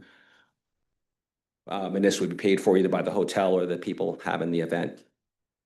And I'll just jump in just to say that I've reviewed the draft, the ordinances from the other, I think it's from Passaic, that the chief sent around. It looked good to me. I put it together in the Berkeley Heights format, and so it's, I think at this point ready to be reviewed by the council. All right. What do you call that, a cold spark event? It's like indoor fireworks. Oh, It's basically, gotcha. white sparks. They shoot out a lot. It's a very popular thing. Thank you. Any other questions or concerns? Tremendous job. How many days ago was that? Was that 9/11 that happened? The fire, Angela Way? The most recent one? One a few On days ago. Cardinal Court, Cardinal Court. Yeah, I mean, that was, you could smell it throughout the town. It was extensive. I know many people sent me pictures, just tremendous job by the fire department. So we want to thank you for that and your service, and you're all volunteers, and we appreciate, that you go into danger quite often. Thank you. People probably don't know that enough. Thank you very much, Mayor. All right, this looks good, Jim. I think we'll work with Scott. We'll get a draft to the council and we'll try to get this on the agenda as quickly as possible. Okay, thank you. All right, thank you, Chief. Good night. Thank you. In absence of Andy Moran, I'll move to open the citizens hearing. Hold on, give me 1 second. Because I want to because I don't want to wait till the end with my other mayor's report. I just want to give an update on the flooding. Because I don't want to wait till the end. So first of all, I'm proud to announce the launch of the mayor's task force on flooding. This idea came directly from our residents who have been most impacted by the flooding in recent years, and I want to extend my heartfelt thank you to them. Their input and advocacy sparked this initiative, which allows members of government and residents to work hand in hand on one of the greatest challenges facing our township. As we begin this important work, I am reminded of the words of Margaret Mead. Never doubt what a small group of thoughtful, committed citizens can change the world. Indeed, it is the only thing that has. So since the recent storm, our township team, DPW, OEM, engineering, finance, clerk, and administration have been working nonstop, assessing and documenting damage, getting quotes, hiring contractors, and identifying funds to minimize the use of the $3 million storm bond. Major repair projects are well underway. Quick fixes have been made, while larger efforts such as debris removal under Russo Place and reconstruction of Oak Way are now several weeks into the process. Unfortunately, New Jersey did not meet the $17.6 million damage threshold for FEMA eligibility. Knowing that this was a possibility, we have been conservative in our spending, and only about $7,000 has been used from our storm bond to date. Most of the recovery work has been funded with unused ordinance money and the Emergency Appropriation Council previously approved, so not from that $3 million bond. The DPW continues to inspect easements and storm basins, while we also survey clogged waterways feeding into the Passaic to identify long-term solutions. Contractor quotes are being sought for cleanup. Just yesterday, I walked the Passaic River with the resident in the back of the room there to see firsthand several of the blockages that continue to worsen flooding impacts in our community. In addition, our engineering department is studying a broad scope of work that includes reviewing old maps and incorporating aerial imaging, supplementing this with on-ground assessments, evaluating sub-drainage systems, and conducting a hydraulic and capacity study of the township's piping system to better understand and improve the flood mitigation. On September 26th, I will host a meeting here at Town Hall with the U.S. Army Corps of Engineers, the DEP, Union County, and neighboring towns to tour the Passaic River, highlighting critical blockages and to press for state and federal funding. The task force tonight that's being created tonight will build on these efforts, ensuring that residents remain engaged partners as we strengthen our response to storm events and develop a long-term strategy for resilience and for protection. So with that, you can open the citizens hearing. Okay, I move to open the citizens hearing. I'll second that. Any discussion? Roll call? Mr. Kudo? Yes. Mr. Foster? Yes. Mrs. Illes? Yes. Mr. Machado? Yes. Mrs. Polk? Yes. Okay, comments are welcome during the public comment period during this meeting on any matter over which the township has jurisdiction. To make your comment, the speaker must come forward to the microphone, state his or her name and address for the record. Each speaker is limited to 3 minutes. The council president will keep time. He'll let you know when the 3 minutes are up. Please promptly yield to the floor when time is called and return to your seat. Your cooperation in adherence to these rules of order will ensure an orderly and respectful meeting. Pardon me, I left my big clock at home, so. Be brief. Good evening, Len Berkowitz, 140 Kent Drive, Berkeley Heights, resident for 59 years. I've seen a lot of change. The wooded area on Kent Drive on the other side is now replaced by several McMansions. The most recent one sold a right of way to Ozzy the Builder, an easement, I guess, which has been a nightmare on runoff, never properly secured. I think a couple times during the last 5 years, the town representatives have been out there. I know the mayor's been there and made them do some remediation, but it's just not taking. Vegetation grows on the easement, but every fall he mows it down for whatever reason. Well, originally, I think he had a concept, he was going to have a road going through to the private road, and he took the pavers off, which the town made him put them back, close it off. So now it's the worst it's ever been, because that was a very big storm and tremendous runoff. I don't know who can get his attention. He's got to do more than just patch it the way he's done in the past. I think he has to plant sizable vegetation or something to Did you see that? hold that back. Yeah. Not a great photo, but it's the best Thank I you. can do. And zoning probably. Enforcement issue too, yeah. Yeah, so I reached out to the town, but I know people have been very busy, so I thought I'd come in person and raise the issue, because I don't know who's responsible for leaning on Ozzy. So our engineer, Tom Solfaro, has held his feet to the fire, but we could also get zoning involved if there's a overgrown area, but Yeah, we'll reach out to Tom and have him contact okay. the developer and see if we can Appreciate address that that. He again. does a lot of building in town, I know. He's building in Westminster, yeah? Listen to you. I hope I don't so. know if he knows what to do. Thank you, Len. For coming, yeah.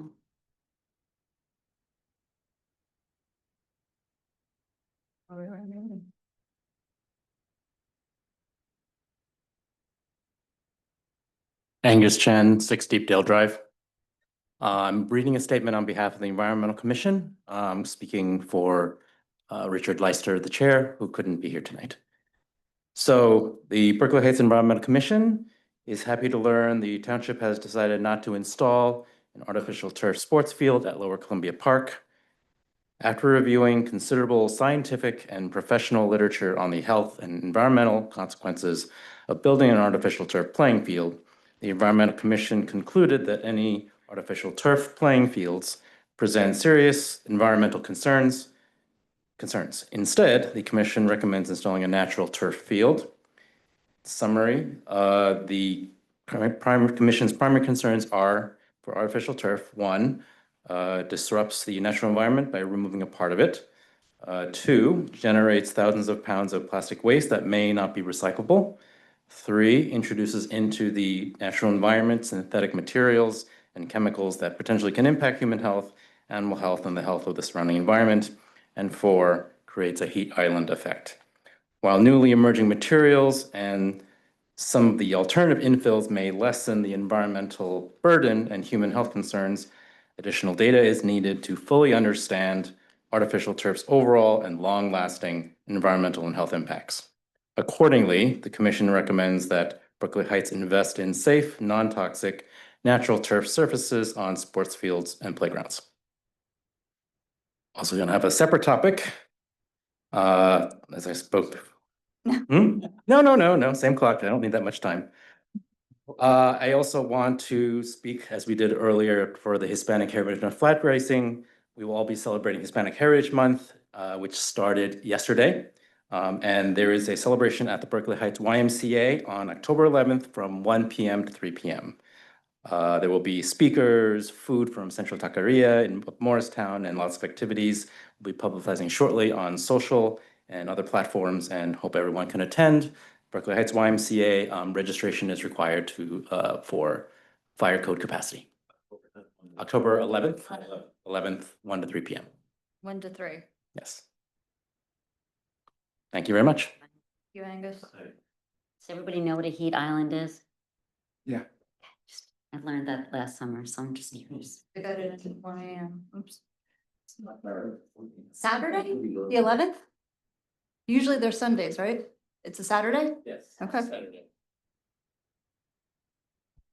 Good evening, Natasha Jolly, 60 Orion Road, Berkeley Heights. As you're aware, I am a BOE member, parent taxpayer, and what I'm about to say are my own thoughts and opinions. I'll probably go beyond the 3 minutes, but I hope you could just give me the courtesy to finish. So just piggybacking off the Environmental Commission, recommendations, it's interesting that it came after everything that happened with the lease. So I'd like to talk about Resolution 2025-270, as well as the recent announcement from the Rec Commission about the turf field. On September 2nd, the BOE and the district received an email from Ms. Varneren that stated, after initial discovery, it is highly probable that the area where the turf field would be installed would be classified as wetlands by the New Jersey DEP. After reviewing all options available, the most cost-effective solution is to replace the existing natural grass with natural grass sod with improved drainage, irrigation, and lights. So leading up to this announcement, let's recap what happened. 5 years of pitching the turf field at Lower Columbia, non-binding resolution for pushing for the lease for the purpose of a turf field, manufactured insurance issue as the excuse to lock out GL students from the tennis courts, threatening emails from the township attorney, forced negotiation in public during a BOE meeting, orchestration of community and PLL writing campaign to the BOE about the immediate need for a turf field, and then passing the lease quickly via resolution rather than ordinance. Yet it's only now that it's been determined that you can't put a turf field there. So some of my concerns about the resolution and Ms. Varner's statement.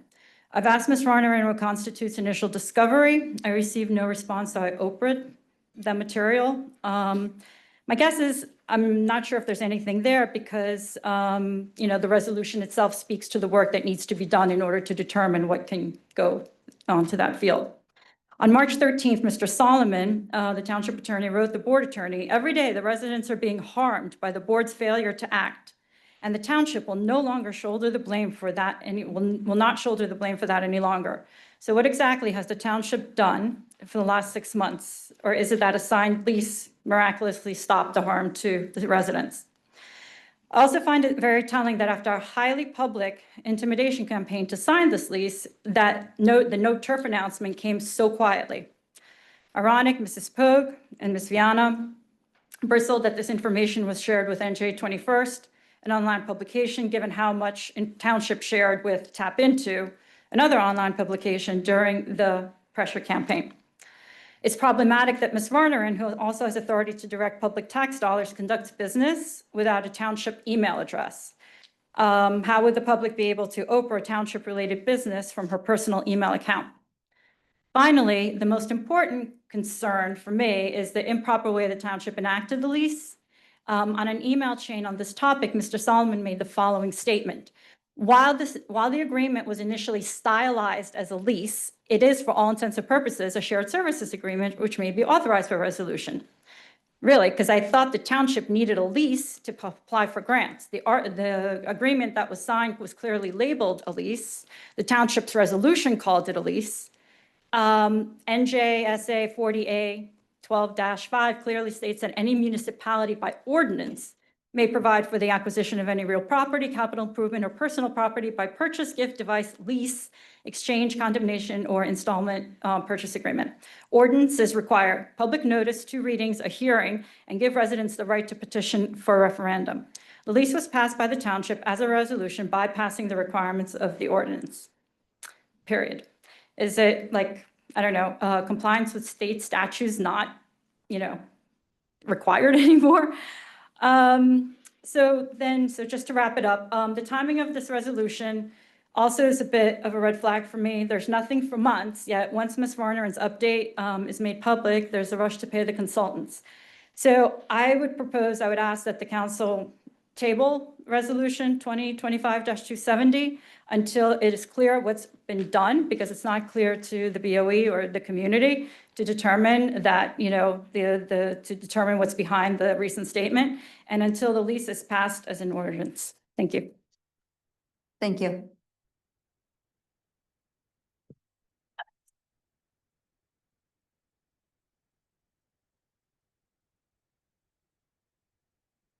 Hi, Sai Bhargavi Akiri.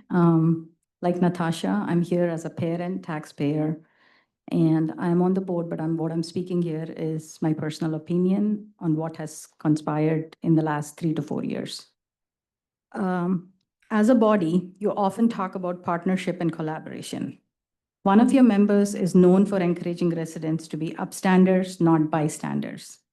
Yet when reasonable questions and facts are pointed out about your decision, it is often the case that the response involves not answering any questions and engaging in personal attacks. The legality of this lease agreement is a very reasonable question in play. Not just the legality, but how it was marketed to the community, the manner in which the township sought to pressure the Board of Education, and the refusal of the Recreation Commission to answer any questions or provide requested documents. This land belongs to the township. It is public property, and you went to extreme lengths to pass it as a referendum question. And every single step of the time, you said there will be a turf installed, and the township needs the lease agreement and needs to own this land to apply for these grants.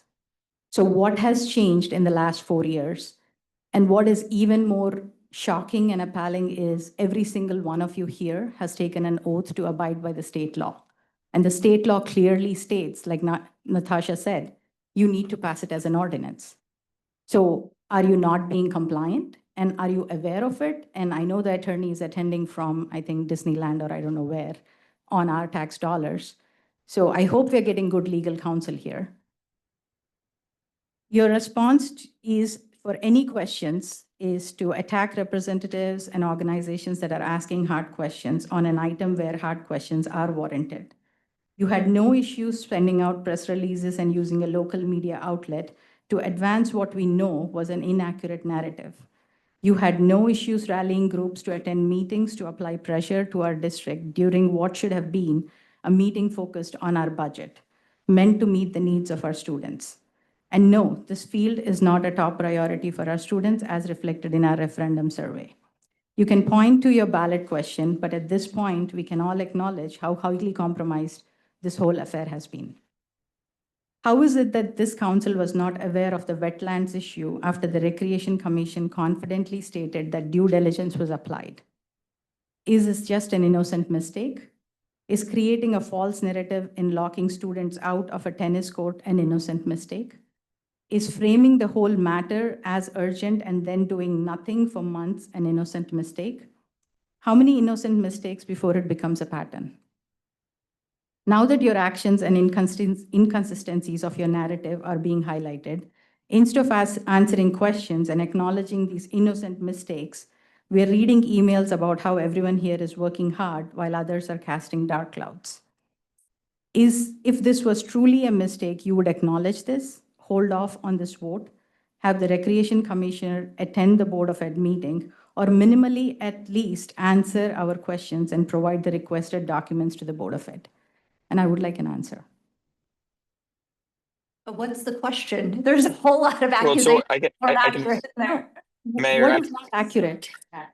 Yeah, I'm going to let Mr. Salmon. No, basically, if you're going to say, Angie, that sitting here as our elected mayor, that some of the statements are not accurate, I would like you to tell me. I am not going to go back and. No, forth. you made a This statement. has No. happened repeatedly. I am not going back and No, forth. you don't have to go The back and forth. Let me, yeah, The that's fine. attorney will answer, and that's the end of it. That's If fine. anyone else If wants to say something, they're more than welcome. No, to you say. said there was inaccurate statements. Didn't That- the town council, I'm still speaking. Yes.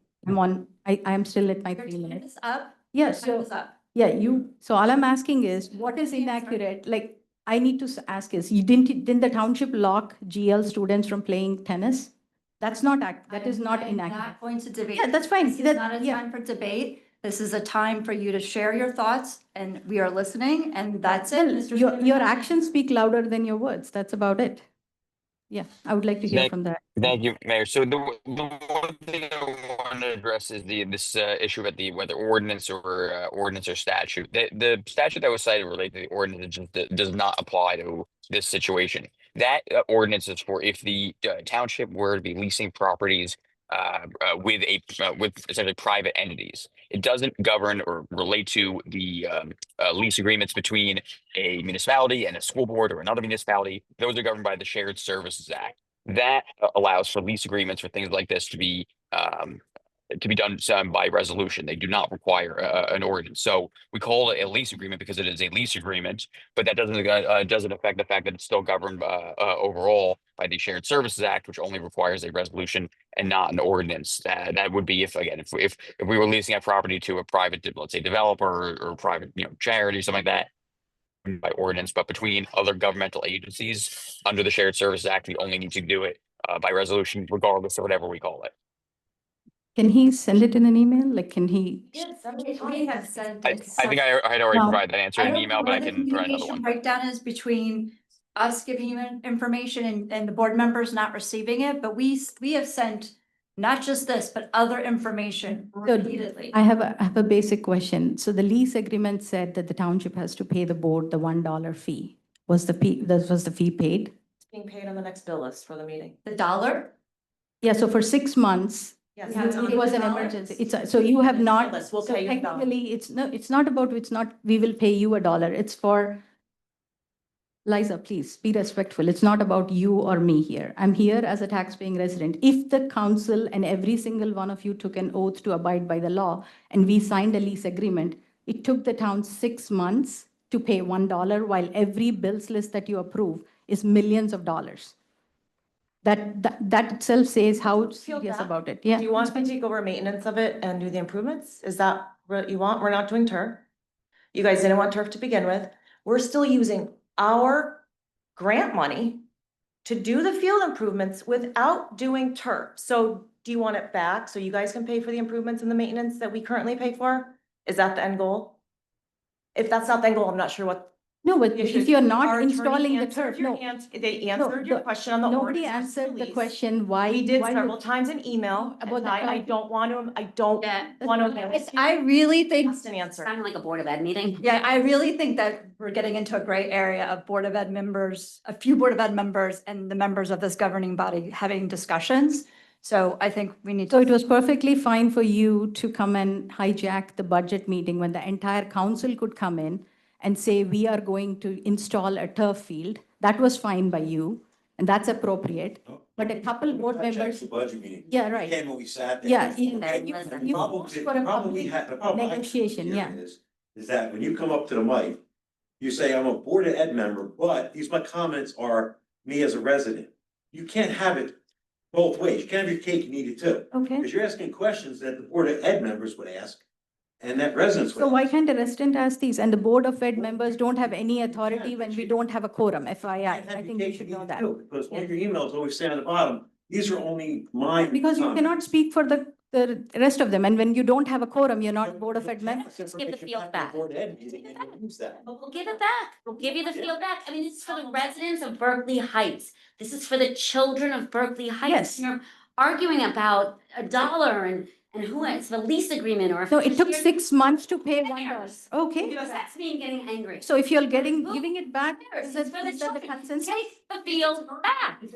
Not Take the field back. Okay. I'm so sick of listening to all this. Oh, we are sick of all the shenanigans for the So 5 years. I'm gonna say, That one was last, very inappropriate. I'm gonna say one last thing. This is all the field, all anybody wants from the field is to try to do something good for the township. That's it. And our problem is this also, if the DEP comes in, or the EPA comes in, or the feds come in, or the state comes in, or the county comes in and tells us you can't do something, and they lay it in our lap, okay? Then what are we supposed to do with that? Say, nah, we're gonna do it anyway. You didn't know that about for the last 5 years? How are we supposed to know? We didn't own the field. We don't do any kind of surveys on the field. There's nothing done prior to us getting it. Everything in that thing was done after. The surveys are done after. Dr. Foraker, go ahead. Thank you, Mayor. I hope my You're gonna get question, your dollar. I hope my question won't lead to so much discussion. I'm looking at resolution 270. Professional services to harbor consultants for professional engineering, surveying and planning services for Columbia Middle School Lower Fields project. Is there any more detail about, so is there any more detail available on what exactly the work is here? What, The packet? I only have what I picked up here. Did not include it, but I can share that up. Yeah, we should have had. I have the proposal, sorry, yeah. Yeah. Oh, so We'll get you a copy there's of it. That's our mistake. I have a proposal from them, which this Okay. is based on, I'll absolutely share. So the there's a detailed description. Cost is and what you're Okay. getting for it, 100%. Is it online? It is not, but I will. Make sure that it's online too. So at this What- point, I what's just want to the- clarify it. So at this point, it would be to do the surveys needed to move forward with field improvements for natural turf. There might be another word for it, but natural turf is grass. It's not artificial turf. Lighting improvements and, So Environmental Commission actually had some effect here.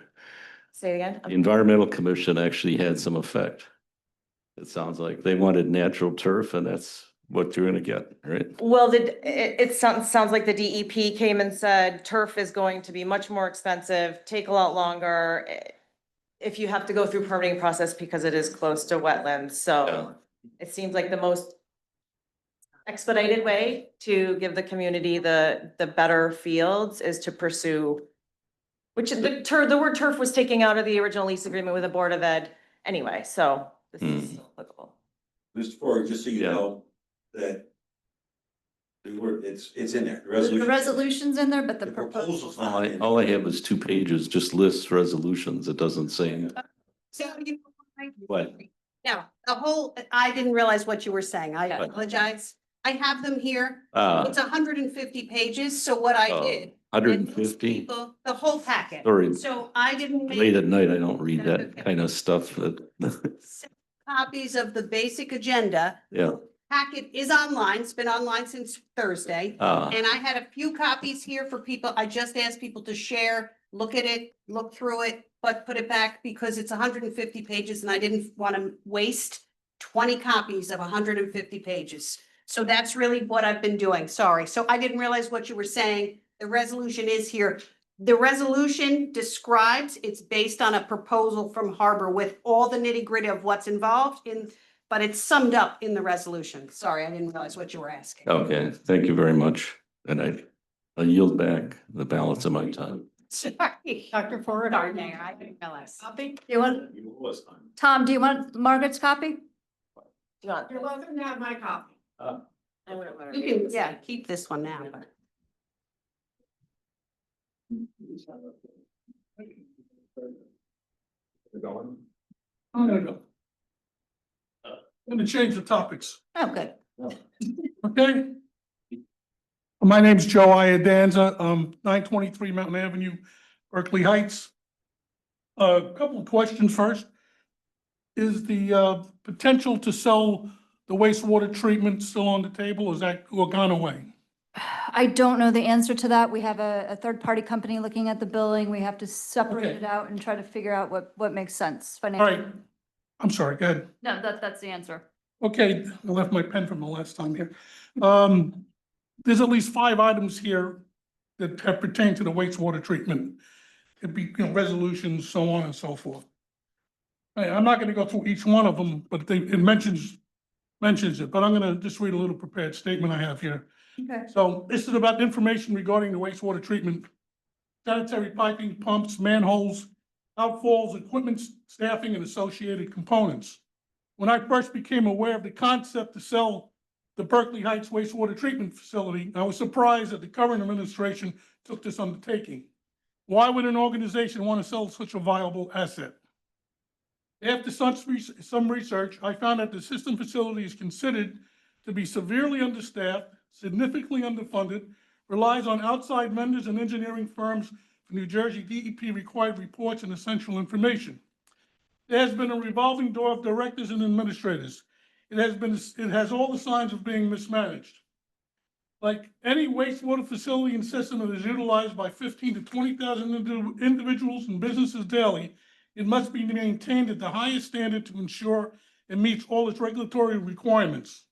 Unfortunately, the system is in need of significant maintenance, repair, replacement, increased staffing, and total overhaul. Just to give you an idea of how many people have been involved with this, there was a person named Joanne Mondesini. She's now the executive director of Rockaway Valley Sewage Authority. Tom McAndrew, he's now the executive director of Washington Township Municipal Authorities. Jack Conway is a retired former administrator here and for Forum Park and the Recreation Director for Chatham.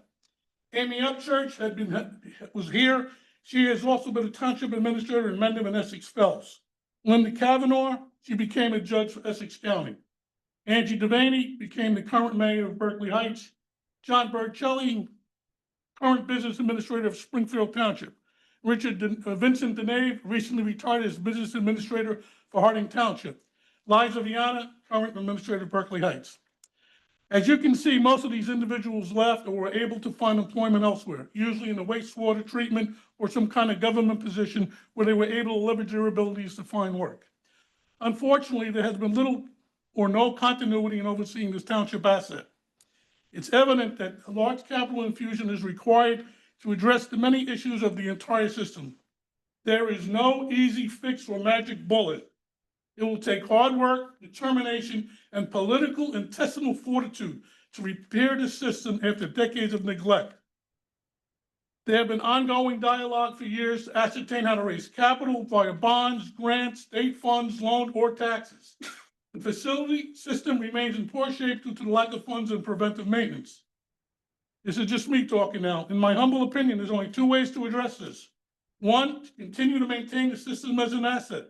So it would take a massive infusion of capital, hiring a qualified assistant director and additional personnel with the appropriate training and licenses to operate a wastewater facility and system within the framework of federal and state guidelines. Institute a sanitary sewer replacement program to eliminate the stormwater runoff intrusion into the system and repair, replace identified components that are beyond their operating life. In the past, Richard Crane, the engineering consultant, whose name is also on this list in today's meeting, for Paula Sokolowski Sator and Alan Kennedy, who's the current wastewater director, generated a report in 2023, which spelled out what needs to be corrected or replaced by 2029. Or number two, sell the facility to a major wastewater operation such as American Water, where the cost can be spread out somewhat equitably through fees. In addition, have all new township construction projects that connect to the system pay their fair and equitable fee. All that being said, I never thought I would say this. Option two would be the best way to proceed. There's a need for professional continuity in management, where reliable funding for the operation of the facility is tantamount to having a viable system for the community health and well-being. Between the ongoing development in the township and the rest of New Jersey and the continual flooding issues due to weather concerns, time is running out before a major disaster incident will occur. That's my comment on the wastewater treatment center. You said a lot. So we did invest $8 million in it a few years ago. We continue to do so. I'm going to ask Alan himself to come forward. I don't think DEP has been more effusive in their praise of the township as they have been in the last 6 months or so. We are in full compliance. We are continuing to do construction projects at the plant. But Alan, why don't you come forward and talk about that? Well, Brag on yourself a little bit. but first of all, I want to give credit where credit's due. I have to give, don't get me straight here. Don't get me wrong. I think Liza and Angie, I think realized that this is an unbelievable bullet we got to take care of. And I appreciate that. It is. I just want Alan to assure everybody that there are no issues there. We're in full compliance and. No, come on, Val, you can tell me about it. Alan and the staff there have worked very hard. We're a staff of what, 6? Yes, you're understaffed, right. 6 people run an entire facility for this township and Not John and. that we take from other towns, yeah. Joe Ionescu. How you doing? Pleasure. Good. One day I'd like to come visit you. Alan, just explain maybe where we were over the last couple of years and where we are today and your meetings with the DEP. I think that's a very important conversation. Do you need to sit here? Do you need to spread out? Yeah, we sit there. No? Oh, okay. I'll be very brief. No, take your time.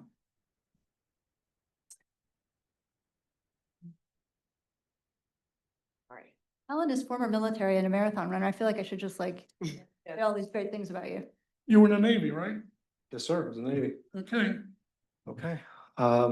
So again, my name is Alan Kennedy. I have been on the staff at the wastewater treatment plant for 9 years. And for the last 3, I have been the director. I am an S3 C1 NJDEP licensed wastewater treatment operator. So I'm qualified to run the plant, which is an S3 level plant. As far as the funding, the mayor laid it out quite well, what we've been doing for the past 3 or so years. So all of your comments are definitely appreciated and are spot on. We have an aging system. It's been underfunded in previous years, and it will take a lot of work and capital to fix it, and we've begun that. In 2023, in January, we began the wastewater treatment plant modernization program, which did 2 major things. One is to infuse the operations and the capital side of the wastewater treatment plant with an influx of funding. We've taken that funding and we have put it toward the most critical, upgrading the most critical features of the plant. And number two, we have revolutionized, if you will, or revitalized the operations of the plant using a science-based approach to operating it. So fast forward to 2025, we've made those changes.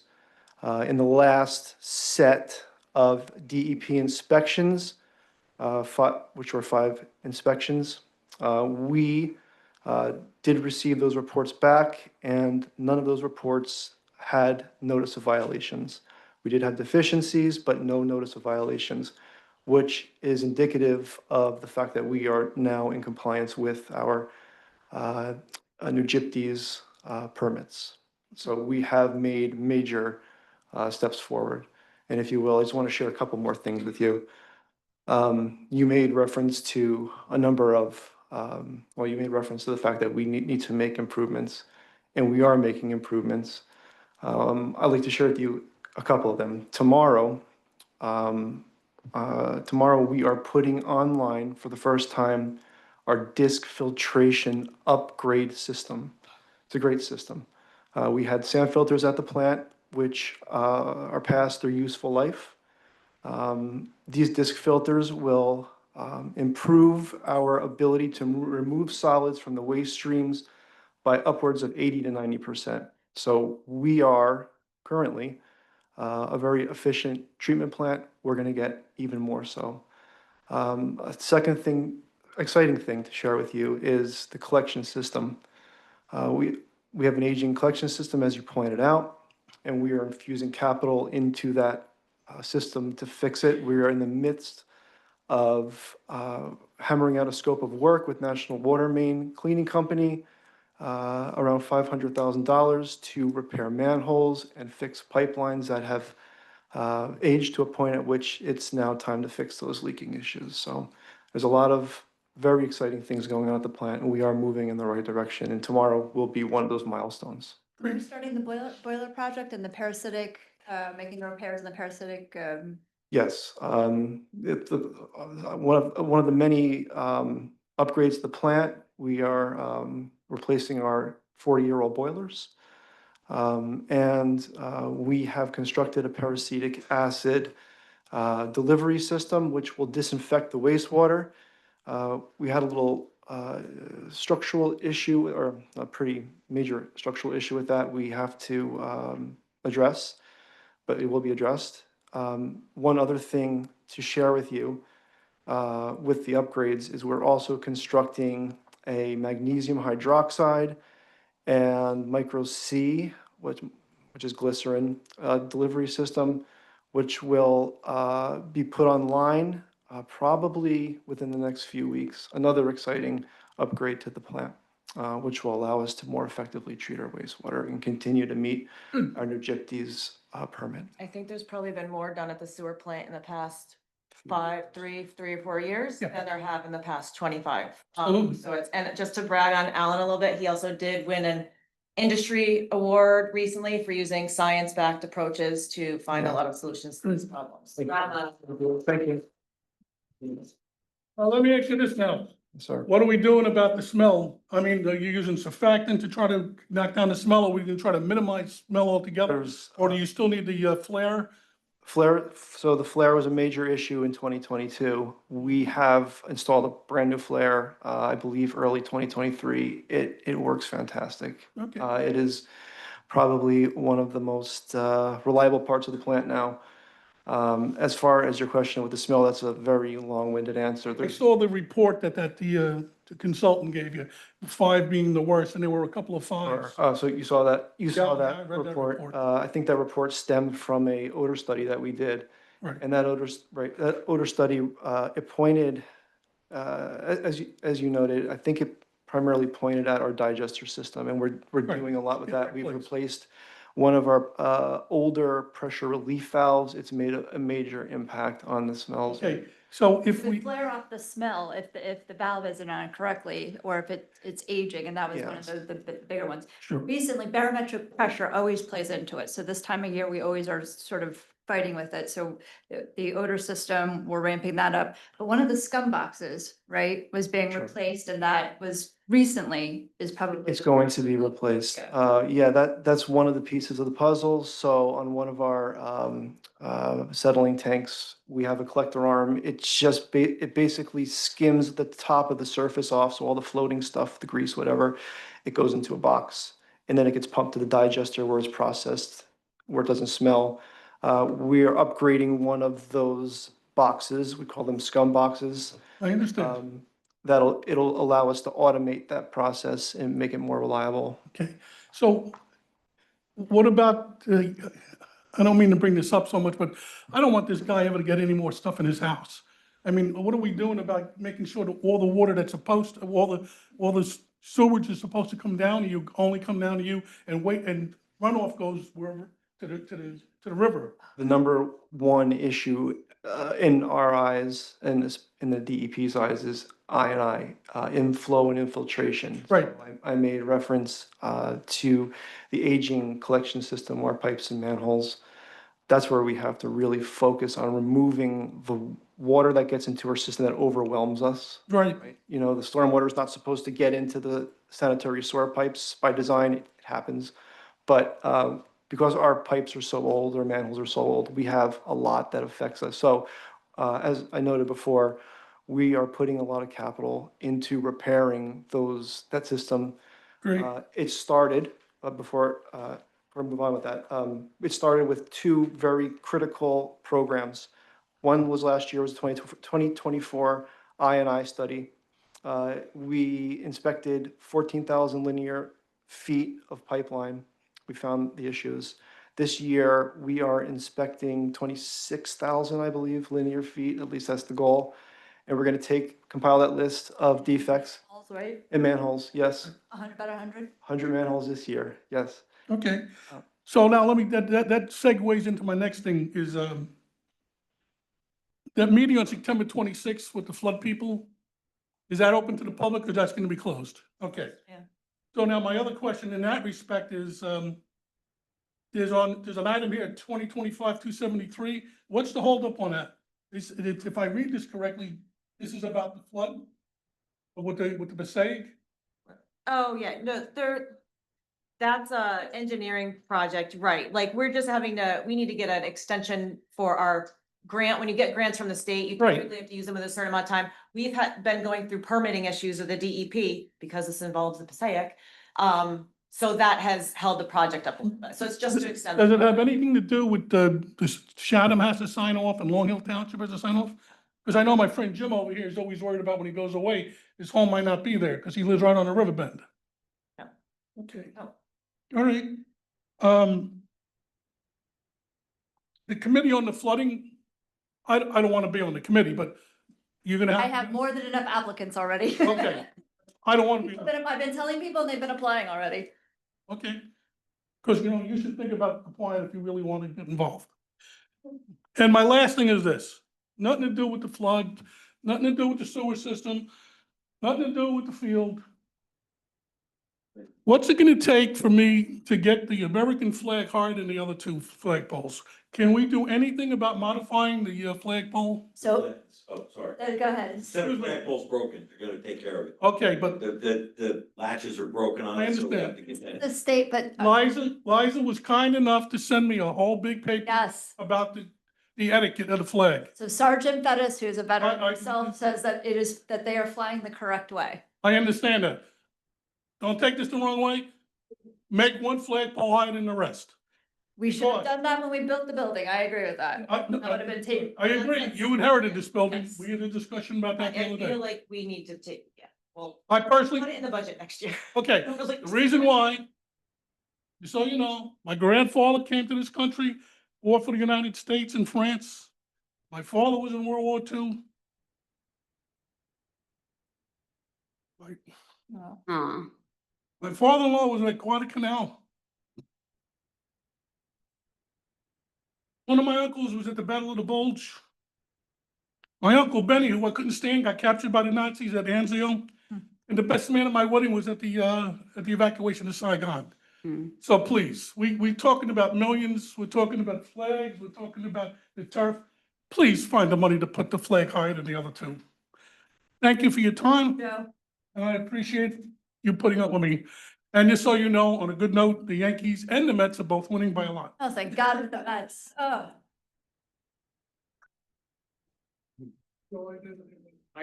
My name is Herb Waddell. Live at 98 Robbins Avenue, right in the heart of the flood country. And I came here to talk about that later. But you struck a nerve. You referred to the Columbia playing field as turf. Turf is grass. We have two synthetic chemical fields in New Berkeley Heights that I'm aware of.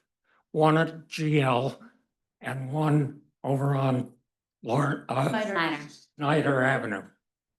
They're both disasters.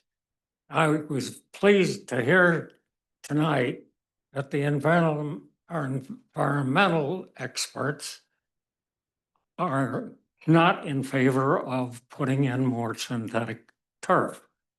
But here's a source of information that you never hear of.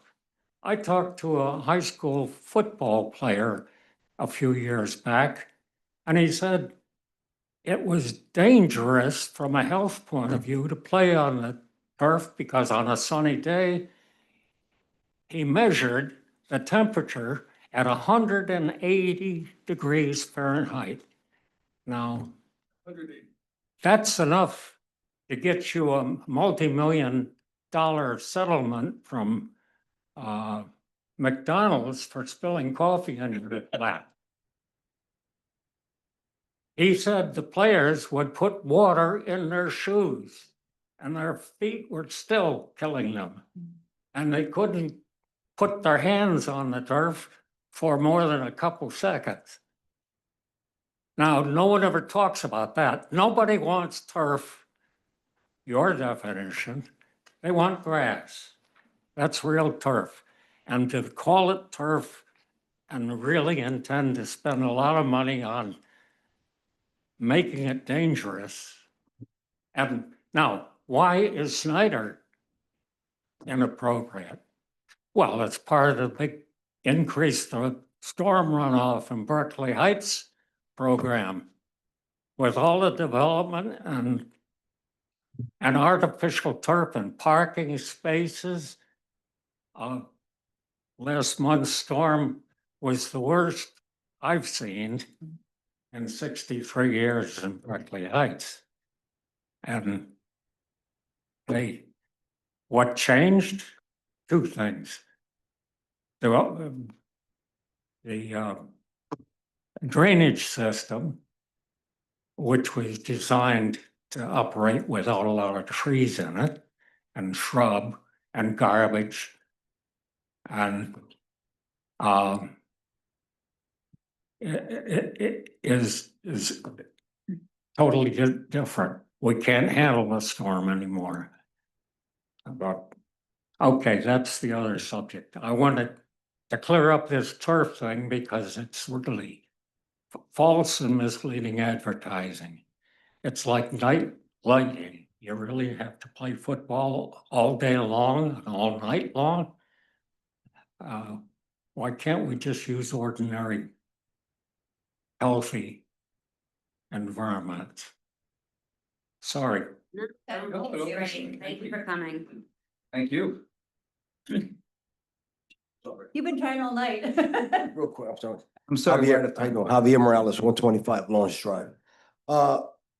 In regards of your task force and Army and the whole group, are they gonna take care of the soil erosion of our backyards, and are they looking into that? Is that something that you're bringing to them? Well, yeah, I mean, they'll look into that, but if your title shows that you are responsible up to the middle of the creek, then you're still responsible for that. We're looking at areas where maybe the waterway comes in, or seeing what we can do with the federal and state government to try to dislodge some of the blockage in the Passaic River. We're still assessing and our attorney is still giving us advice. So Right, 'cause- we're not taking over all the waterways in Berkeley Heights. That's not. Right, because it's an easement. To do what we can to help mitigate it for the residents. Right, but the storm water from the street comes in through my backyard Are you on the creek or on a stream? behind, yes. So But the water sewer line that comes from the street between roof and my house, there's a drainage. It's eroding all my backyard. I'm not gonna have any backyard.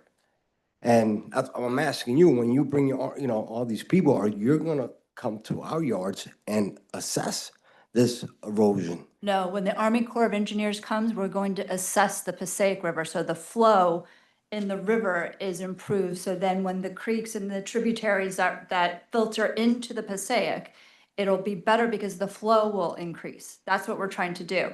But working with the Army Corps of Engineers takes years. At the West Side Drainage Project, we've been working on for 6 years. So. But No, we're not going to individual property owners' yards and trying to deal with their drainage. If you're on, why don't you look at if you have a waterway adjacent to your property, which is what I'm hearing you saying? between, and then the drain comes through my backyard and everyone else's. Maybe I can clarify that. I have a 20-foot easement on the right-hand side of my house, as you're looking at from the front. It's called a storm runoff. It's on my property. I clean it out. I don't look to the town to clean it out because it's on my property. And even though it's an easement, okay, I take care of it. If it gets backed up, I clean it up. I'm not disagreeing with you, but I have no more property. It's eroding. So it's making a safety, my kids play in the backyard. So if that collapses, there's an issue there, right? Right, well, then it goes to there's other issues with that. There's DEP, there's EPA, there's dredging. Where do you put dredge? How deep do you dredge it? Where does it go? We need to get permits and permissions to get onto your properties. You're more than welcome to come to look at the end of the day. That's not how that goes. So when God forbid my kids fall because something, the soil's weak. And I understand exactly what you're talking about, okay? I have the same issue on the side of my property and I take care of it, I clean it out. And it's only. again, I'm not talking about clean, I'm talking about. I understand. Yeah, I have no more. well, I think there's misunderstanding about what you're talking about. You're not talking about the river. Correct. I'm talking, listen, clean. Yeah, can you send me pictures of the pipe? It's, Of the pipe, because before I thought it was the river. I thought, or excuse me, the tributary. The right, I tributary send you behind pictures, your I house. send you videos and I send you Of everything. the actual pipe? It's right on between roof and my house. It's in. Between. I would love for you to take a It's the walk. easement though, right? Yes. It's the easement, it's Well, not. your drain the stream. on the street comes right in between. Right, okay, yeah, yeah. I So would let love for me you to. you talk to the came engineer tomorrow. Herb's house. I would love, any one of you to come. I was with Elaine. I'm sorry, I thought Herb, I apologize. But I invite anybody to come. I'm losing property. Listen, respectfully, I clean it. I'm talking about dirt. I'm losing dirt. I'm not gonna have no more property. You understand what I'm saying? And that's what I'm asking. It's the storm that comes from the street through our backyards and it flows into the Passaic River. I invite you, please, anyone, just come look at it and see the dirt. It's gone. See, You came, That Tom is giving us a hydraulic conveyance. I invite anybody, down there, please, yes. just come assess it, just look at it. Javier, do you mind, are you on the committee or are you gonna be on the task force? Would you like to be on it? No, I got a lot of more plate, I'm sorry. I'm a first responder. I know, but Yeah. I love your knowledge and experience and Yeah. drive, so. If I had time, trust me, I would. I'll look at it again tomorrow, okay? I'm putting. Appreciate it. On Thank you so much. Thank you. Thank you. on my calendar. I'm sorry, I apologize. That's okay. Hi, Keith Kagan, 88 Robbins. Who wants to guess what I'm gonna talk about? Flooding. You're on the clock. That's fine. That guy got like 37 minutes. I'm not gonna take 37 minutes. So before I came, my wife said to me, "This is what you're gonna wear." I said, "Absolutely." So apologies. But you're gonna what? Where? Oh, where? It's okay. I'm gonna talk about flooding again, and we're gonna go on and on and on about this. So apparently Union County was by the Robbins Bridge the other day, and they determined or told us that there's a 25 foot responsibility for the county on either side of the bridge. Now, why is this important? Because right at my property and Herb's property, because we live next door to each other, there is so much silt that Angie saw firsthand. Now, John, you keep talking about how you clean the creek and stuff like that. Are you cleaning dirt and rocks and all that other kind of shit? Or are you just cleaning branches and wood? I'm making it so it runs. Okay, If it so runs, guess what? Chances are it's not gonna get tore up. Well, I'm gonna say this, okay? I respect you a lot. I respect everybody on the dais, all right? There's a lot of love in my heart, or just not in my voice. Please stop saying how you keep the creek clean, because I went through the creek, my portion of the creek. Elaine watched me. Angie saw what I did. I cleaned out any sticks or branches, even big rocks out of the way. Angie, how far was that path that was by the bridge? This wide? This wide, John. And it's all rocks, all dirt. I know you're not in there doing that. And guess what that all does? It impedes the entire creek. It starts way further down than Elaine, and that one little section can't get any water through this far. And I'm not exaggerating, it is this wide. So I have a lot of questions for you. Actually, I don't. Number one, I was at this meeting about a month ago, and we all talked about contacting Union County. Has anybody contacted Union County? I've been in contact with Elaine, who's contacted them. Yes, they will not take responsibility, Keith. They just won't. Okay, I so, did mention it at the staff meeting because Elaine mentioned it to me. I said, has anyone ever in our township engineer, I was gonna say attorney, he wasn't there. I asked him, have you ever heard legally that the county is responsible for 25 feet on either side of the bridge? And no one has ever heard of that. We are going to look into it. perfect. If that's the case, we will hold them accountable, but That's they only, are not, I'm telling you right now, That's- I've worked with them with Recreation County, they are not going to take responsibility for it. okay, so here's my next question. Has anybody spoken to the freeholders of Union County about the problems? No. Okay, I'll do it, but I'm telling you, But I you know see- how they So operate. this is the problem, okay?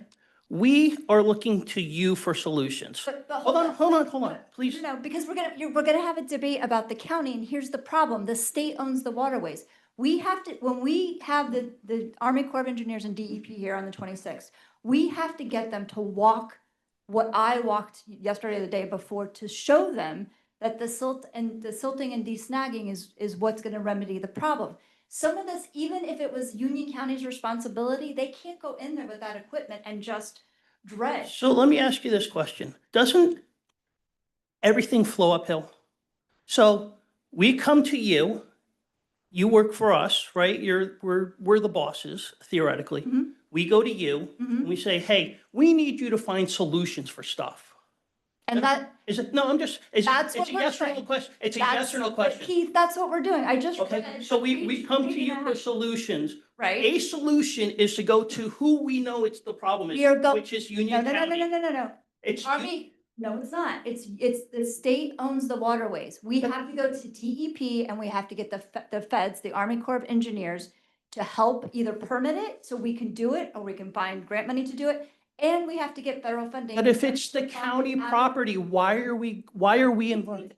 True. We don't think that's true. I sent it to you in the email I sent you. That link is from the state and it shows that they own the waterways and everything we would have to do through the state to make sure that we can get in there and take care of anything. Now. So hold on a second. The last meeting, hold on a second. The last meeting, you said Passaic River Park was the county. That's their park. The DEP could not go in there and clean it out, which I, by the way, did. All right, I tried to clean it out and move sticks. Environmental Commission still here? No, I'll say it publicly, because you know why? Because I'm trying to find solutions. We need action. We don't need red tape. We don't need bullshit. We need solutions. All right? And that's what we're looking for. That's what I'm looking for. That's what Herb's looking for. That gentleman is looking for. He's looking for. So his property, we're looking for solutions. We're not looking for BS. We're not looking Keith, we're not for- giving you Right. BS. I disagree with you. The DPW literally hasn't ran the street sweeper because they have been going every single day to every waterway and taking pictures and marking down, overgrowth, can't get this in, cinder block, blah, blah, blah, here, taking pictures every single place where there is something. Then we have to take it back and figure out what we can do, because you can only do things from the bank. You can't get into the tributaries, the creeks and the river. We just can't. We're government and we have to do it the right way. The things that we can't do, like the Passaic River, like the de-snagging and the desilting, that's why we're going to DEP on the 26th and to the Army Corps of Engineers. We have to get their help. And we've invited our neighbors, Summit, New Providence, Long Hill, Warren, because I've said this before, it's a regional approach. I can't clean up, even if I could, I can't clean up the portion in Berkeley Heights, and then there's blockages, in New Providence and Summit or in Long Hill, whatever. It has to be a regional approach. And to say, I'm never gonna sit here and lie to you and tell you, yeah, we're gonna clean it all up. I am not Can. saying Andy Padini has to go in and clean the creek. I am not saying that. We are creating solutions, and our engineer is he's analyzing the three major parts of town, giving us a proposal. We don't have extra money laying around. Maybe now we can use some of the storm bond money since we didn't use it. But we have to hire another DPW, maybe 2 DPW guys. If this is gonna be an ongoing maintenance thing, we can't just spend money we don't have. At best, there's a transfer period November 1st, but we don't have that kind of extra money laying around. Some of this maintenance stuff may have to wait until next year. We're also, combined by a 2% cap. So we can't go over 2% of what we spent in the previous budget. So we're trying to get as much in, we're trying to cut in other places, but every single day, our CFO, our clerk, our administrator, our DPW, our engineer have been working on this problem since July 15th. So I know you're frustrated. It's a long and arduous process. And let me tell you, I think it's amazing that you went in there up to your neck, I've heard, and clear that stuff out yourself and do it on your property. I think that's amazing that you're doing that, because who else would do that? And you did it in shorts and sneakers and not in like waders and gaiters and everything else. But be a partner with us. We are doing as much, I am telling you, I am assuring you, we are doing as much as we possibly And you can. came in late, so you missed the mayor. She went through a list of items that we've been doing in the past 2 weeks of the storm and what we're working on. So you didn't have the benefit of hearing that, but she did recap And what's we did been the going federal on. declaration, the president did not give us the federal declaration, so we're not getting any FEMA money. So we've been trying to recast old capital, so we don't spend against the 3 million as much as possible. We've only spent 7 million of the new money. So we're 7,000. 7,000, oh my gosh. So can I ask a question? Yes. So if I fly a drone, get a boat down the Passaic River, okay, and I find blockage there, you're saying that Army Corps of Engineers has to take that out? I'm just gonna read from, Not only that, it's Anywhere- separate counties, sorry. Yeah, Sue, anywhere- Separate counties. sorry. I mean, at some point, I'm sorry, I'm not a political person, but at some time, we have to stop giving a shit about that it's this county and that it's affecting residents. I'm sorry. Within the county, any work conducted in waterways such as flood mitigation projects generally requires permits from the NJDEP. That's the problem. You have to get permits. You I can't- mean, some of the things, not for nothing, and I'm sure you guys have all seen this, there has been a news agency who found something that basically said silt removal and stuff like that is not part of the DEP thing. That's not what I sent you on that. It's not what you website. sent me, but, Exactly. Well, that's from the state's website, so whatever they found okay. is probably not correct. So the minute you get somebody going in there, okay, they're probably gonna get arrested. I'm gonna keep going, what I'm gonna keep doing is this, and I'll be blunt and straightforward in anything else. I am going to keep going in there and digging out that dirt.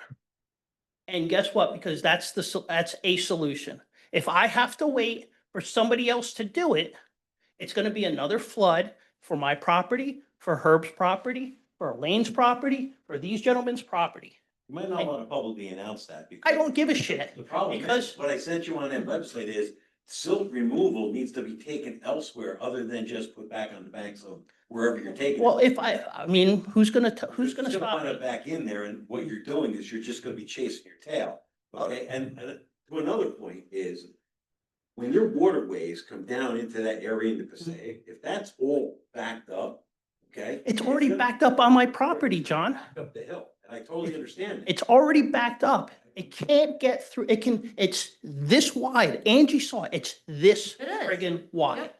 So you tell me how a creek that's 10 feet wide plus can get all of their water through a waterway like this. I'm not an engineer, but I can have a little common sense about fluid dynamics and say, guess what, guys? It's gonna take a really long time for a lot of water to get through this amount. My last point is this, is I wanna say something. Many of you were gracious enough to reply to my emails. I do appreciate it, John, you replied a couple of times with information. I read some of it, I didn't read all of it. Manny, you replied to some of it. I still have yet to get any reply, though, from the engineer about who is responsible for the creek behind my property that is not an easement and I believe is owned by the town. Because somebody, I'm not a lawyer, and it would probably be very tough to prove, but the property behind my house is probably Berkeley Heights property. And somebody who is smarter than me and more legalese can probably make an argument that if water comes from that creek owned by the town, comes and destroys properties, the town could be responsible. We don't own waterways. What is your address? But are you talking about the grasses? I've sent the emails like 3 times, Liza. I haven't received. You're on the first one at least. So, because So I was asked at the last meeting to send deeds, which I did. I sent the tax assessment. We'll follow up with him, but he's been going to multiple. Okay. Okay, so he's here 3 days. Here's the update. Come, Okay, take this home. I mean, if I gave these kinds of answers to my boss, I don't think I would be employed for very long. And I'm not, listen, I said, I just said, I please commend you read all for this. doing this. I'll get it. Please read this because it lays out what we've done over the last. And it's been a lot. It's 8 pretty weeks. extensive. I'll read this on my time. Thank you. My last point, and then I'll be gone, is before I left, my wife said, you're gonna wear those here. And then she said, have fun arguing. I'm not trying to argue. I am trying to create solutions, trying to be better for the town. However, some of the behavior here today, earlier, is exactly why this town is called Bickering Heights. And I apologize for my. And that's, I lost my, Regardless. yeah. regardless, I've seen it in a couple of meetings, not necessarily only from you, Susan. And it's disgusting and it shouldn't be tolerated amongst any of you. It shouldn't be tolerated by us. It shouldn't be, we're the taxpayers. We are trying to get things done. Some people are very emotional and some people are very passionate about what goes on here. The behavior and I'm like that. I'm very much like that. I'm an ass at work. But you have to remember something. We are passionate, we are taxpayers, we feel like our money is going whatever, and you have to keep your shit in check. So I appreciate that. I do. It's the first time I've lost my cool at a meeting in 6 years. So. Can we maybe dispense with the swearing? Maybe dispense with the swearing.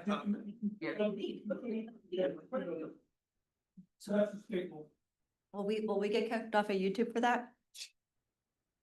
So. This is still refrain from the using children of any the, curse words, if you could, because we have had issues with YouTube before. Good evening, everyone. I'm Steve Goodman at 140 Briarwood Drive East. I'm here to talk about the flood issues as well. I'm pleased to hear that you're going to be meeting with people from Army Corps of Engineers and the county and some other folks. I did email and that you responded to me today, and Liza, you responded to me today about the buildup of debris at that pipe that's right at where where it meets the Passaic River.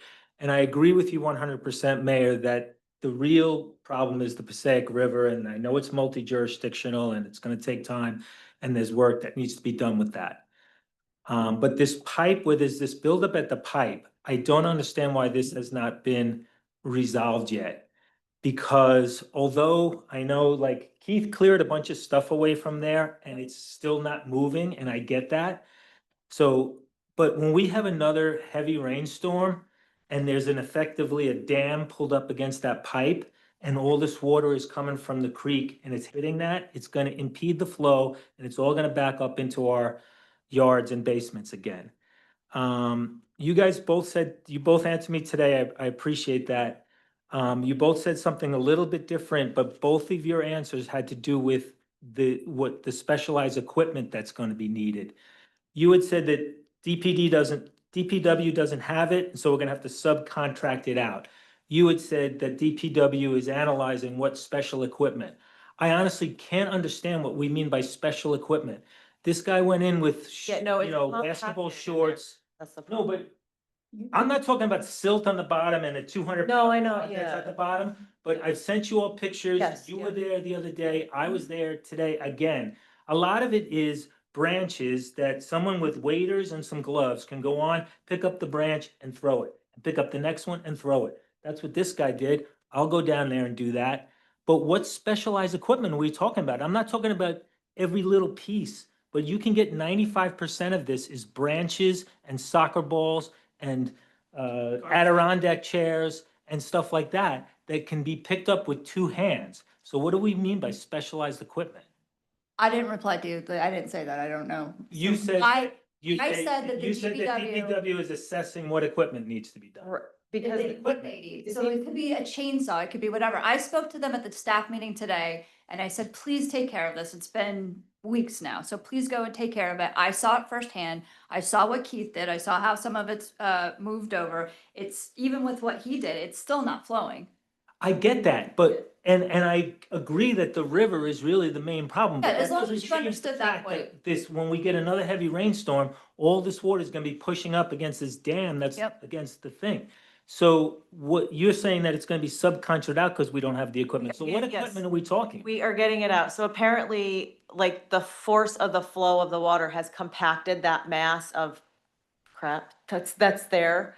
So it's very, very heavy. Also, you need to access from either side of the bank to get in there. So, I mean, the bottom line is, we don't have the equipment to do that, but the priority, we're getting quotes like this week because we want this done as soon as possible. So we're hoping in the next like week or so, it's going to be done. Okay, I mean, Yeah, that's I'm sure the that some of it priority. is maybe really heavy, but if he was able to take half of this out with his bare hands, I feel like we're overcomplicating it a bit, that there is some stuff that could have been pulled out. I first emailed everyone on August 4th with pictures, brought it up at the August 7th meeting here.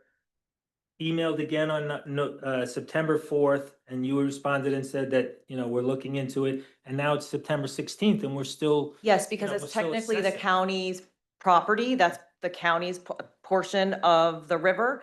But they said that they would not clean it out. Our DPW director had a conversation with them, they would not clean it out because it's our storm pipe, our sewer pipe that's causing the blockage.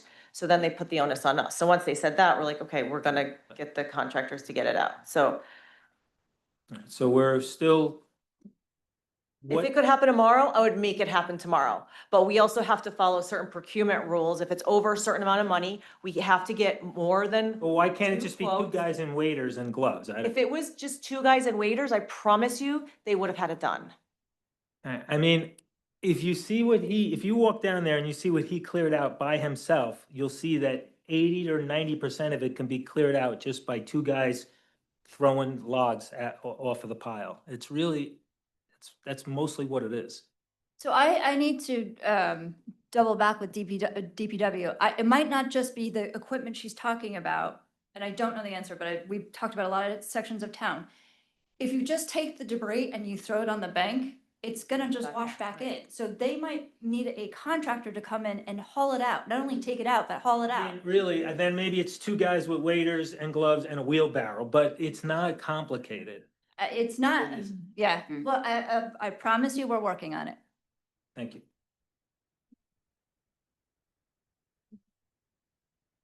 Sai, we typically don't let people come up a second. This is about the storm damage. Doesn't matter, be brief. I'm gonna give you a minute. Oh, so there's a special rule just for Sai. I hope that's documented. So just a quick follow-up to some of the responses that we heard, that people cannot get into the creeks or you might get arrested. I think John said to Keith that you don't want to advertise it, you might get arrested. just, I have some pictures and videos. I drive through New Providence for work. After the storm, every single day, you will see New Providence DPW trucks by every creek, clearing them with equipment, which is basically like a backhoe or something. So I'm curious.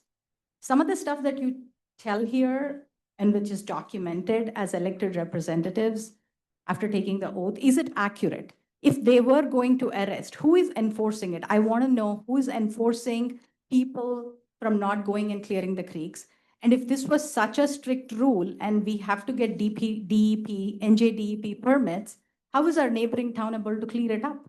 I can't speak to what New Providence does, but we follow the DEP regulations. And I can tell you that they do not go on to private property, because I've asked them, they do not go on to private property to clean out waterways. If they were there, that was most likely their property, township-owned property, because I asked them this. So, Just so you know, based on the state's website, since they own the waterways, the DEP requires permit for silt removal, for rock removal, for dirt removal, for dredging. Anything like that needs a permit. You wanna go in and start digging it up.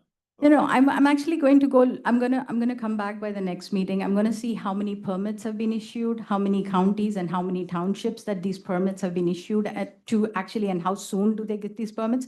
Because if they don't go into private properties, but Robbins Bridge is owned by the county. And I don't know if you guys are aware, when Robbins got repaved, just that particular land, as if it was like no man's land, our DPW did not put any any asphalt or anything.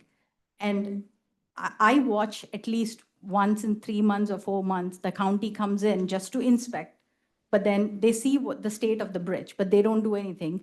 Our township doesn't do anything on that bridge because it's county. So you're saying our DPW cannot be on a county bridge with a backhoe to clear whatever Keith did with his hands? You need a permit for that?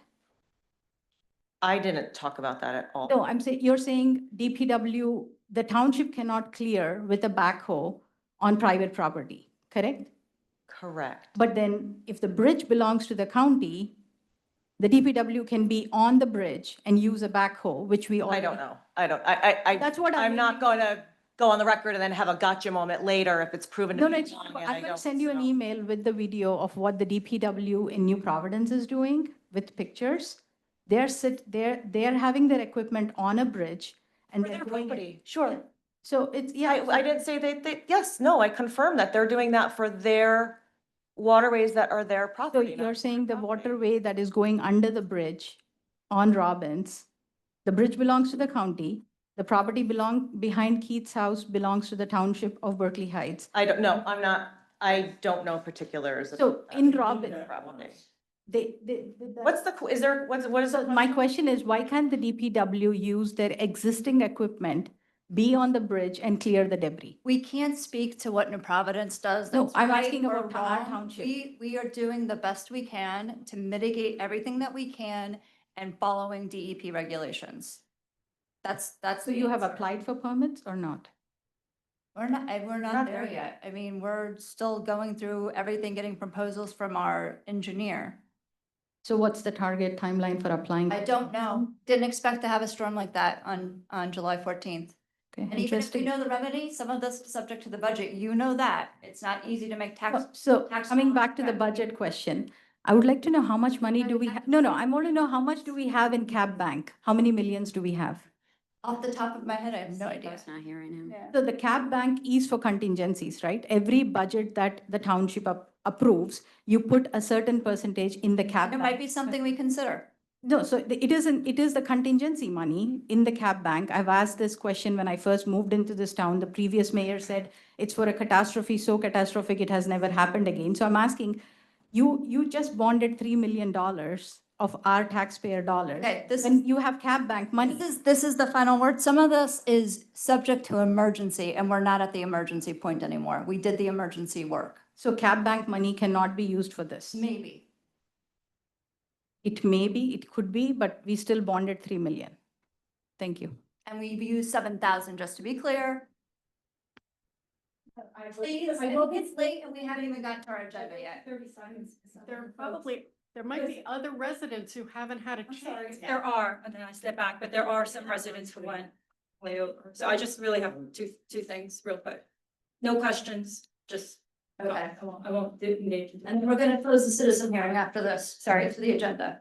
So just to the point where Mr. Foster said about clearing out the creek. So my 78-year-old neighbor, who you know, Bill, cannot clean out the creek, right? And there is significant damage. I think she wrote to the mayor, to the council, and as far as I know, I don't think Michaela has received any words. Like, so what is she supposed to do? Then I also want to echo Mr. Waddell's comments, you know, going back to the artificial turf field. I guess I'm still baffled because I experienced all of the people writing to us. I experienced all of this, all of like how we're harming the community by not approving the lease so you can get a turf field. Yet it's only 6 months later that there's an environmental commission report saying like, oh, artificial turf is bad, that there's DEP issues. We could, even though Township owns part of the land, BOE owns part of the land, I don't think you needed a lease agreement for Board of Ed president, maybe, mayor, to show up at the fields, talk to the DEP and get the feedback there. I mean, we had so much pressure and all of a sudden it's like, oops, yeah, the environmental commission of the township could have done that assessment 6 months ago, a year ago, yet the entire campaign, including, you know, your husband's run for the Board of Ed, where one of his top priorities was an artificial turf field, yet it's only now that we hear it. Okay, thank you. I have a quick question. Would you have allowed the DEP or anybody else come in and do a survey as a Board of Ed member? Would you have brought it to the Board of Ed? Yeah, we were never asked, we were only. No, I didn't ask you that. I asked you, would you allow the DEP or the environmental commission to come in and do a survey? For the purposes of a turf field, absolutely. We were never, I asked the question, I asked Deb the question, I said, why do we need a lease to do this? Why can't we do this ahead of time? I asked the question, it's documented. All right, let's close the citizen hearing. We have one more. Right. This gentleman has been waiting. Oh my gosh, okay, sorry, come on up. He's wearing Jets cuffs, leave him alone.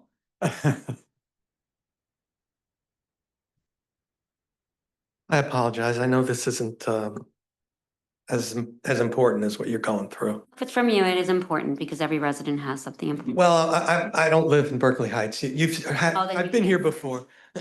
Larry Cohen, I live in Fanwood. I was before you late last year when you passed a resolution supporting the state's effort to pass a bill that would prohibit the retail sale of dogs, cats, and rabbits in pet stores. We had a great conversation and I was very appreciative of you doing that. That effort on the state level is ongoing. It's an uphill climb.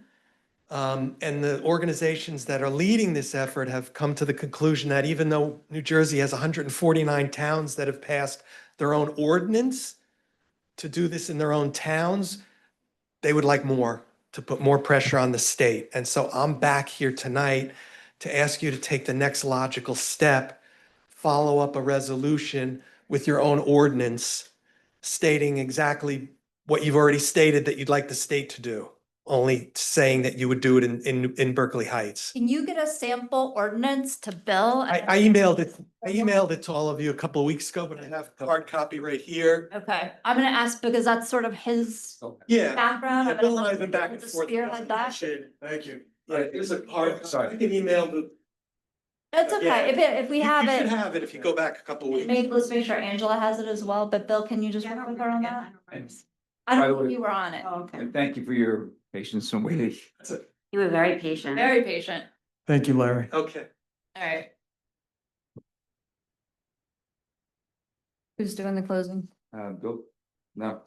Okay, seeing that there's no one else available for comment, I move to close the citizen. I'll second that. Any discussion? Roll call? Mr. Kudo. Aye. Mr. Foster. Yes. Mrs. Illis. Yes. Mr. Machado. Yes. Mrs. Pogue. Yes. I move resolution 2025-266, resolution of the Township of Berkeley Heights in the County of Union, New Jersey, referring to the planning board for a review a redevelopment plan entitled Terrace 2 Redevelopment Plan pursuant to the local redevelopment and housing law. Second that. Any discussion? Roll call? Mr. Kudo. Yes. Mr. Foster. Yes. Mrs. Illis. Yes. Mr. Machado. Yes. Mrs. Pogue. Yes. I move to adopt the consent agenda consisting of resolutions 2025-267 through 2025-287, excluding 2025-268. Second. Any discussion? These resolutions may be approved by one motion. Any discussion? Roll call? Yes. Mr. Kudo, Yes. Mr. Foster. Yes. Mrs. Illis. Yes. Mr. Machado, Yes. Mrs. Pogue. Yes. Would you please read the ordinance?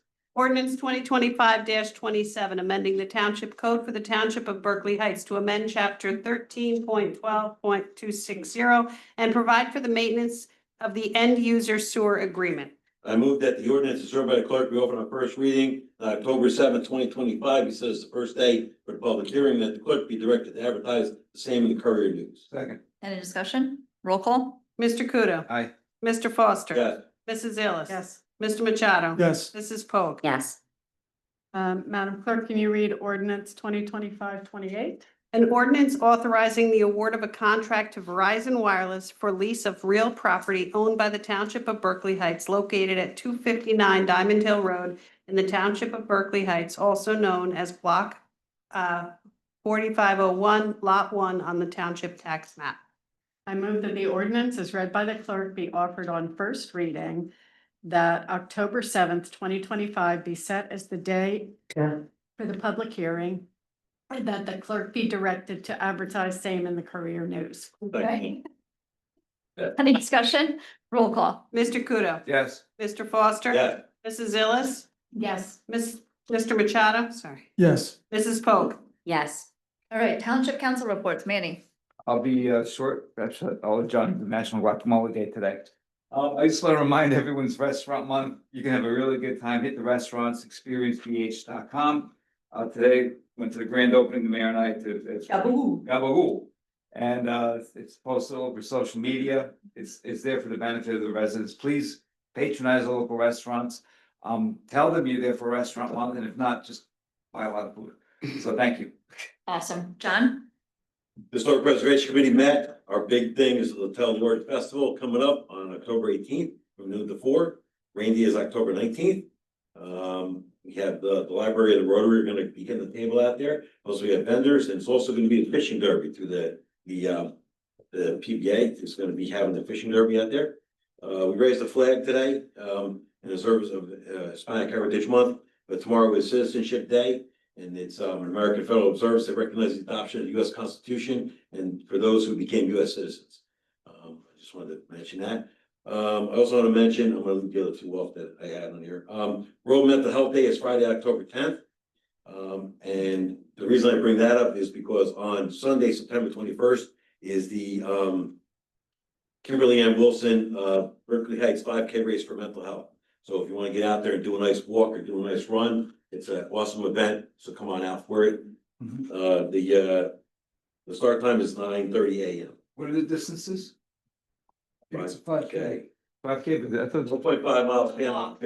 Yeah, there's a shorter one. That's all I thought. Thank you. Okay, thank you. All right, Margaret? I am looking forward to starting up the Complete and Green Streets Committee with my friend Manny at the other end. So we're floating some dates among core committee members for our first committee meetings. And just a reminder to Berkeley Heights that kids are back in school. So what does that mean? Please slow down. Watch out for pedestrians, watch out for bikers. If you have a student in the schools, please review safety instructions with them. So that's it for me. All right, thank you, Margaret. Bill? Just wanted to say that this past week, I had the privilege of attending the September 11th memorial service and the distinct honor of ringing the bell. It was a profoundly somber moment, one that carried the weight of loss, remembrance, and resilience.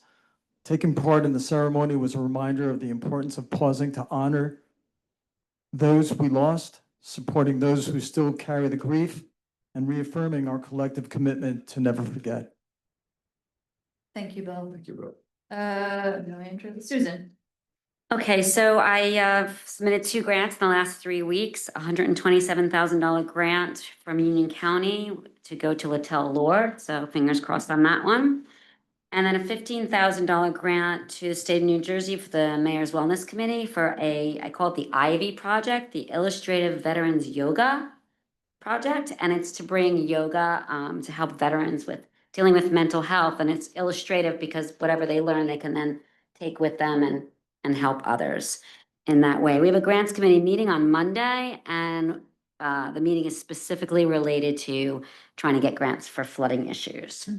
That said, I want to wish everyone who celebrates a happy Rosh Hashanah. It's the Jewish New Year. And that's all I have.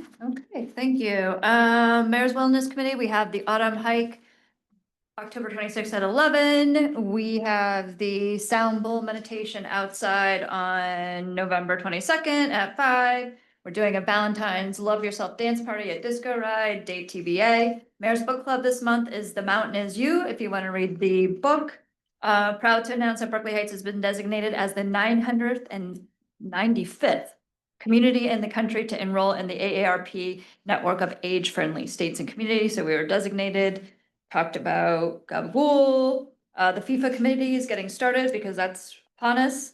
And I just want to mention that I had a great discussion with the seniors at Woodcrest, talking about what's going on in the township and their need to have a flashing pedestrian sign so they can cross over the street to the Y. And that's all we're going to talk about tonight. Liza? Will that be on our website? Which one? Everything? We're working on it yet. Perfect. And lastly, I had a bunch of infrastructure updates that are, if residents want to know what's going on with a multitude of drainage projects, infrastructure updates, road paving we have, it's under our main website, under the infrastructure tab. This was longer, my closing remarks, so I'm just gonna shorten it. You know, children are dying of starvation and airstrikes in Gaza. Refugee families are fleeing their homes in the region. I actually wish more people were here to hear this, but maybe they'll hear it on YouTube. Many are dying trying to reach someplace safer for themselves and their kids. Lawmakers and other high-profile individuals are being shot dead or have attempts on their life simply because of political ideology. Right here in town, fires in the Highland community left some of our residents homeless and with nothing.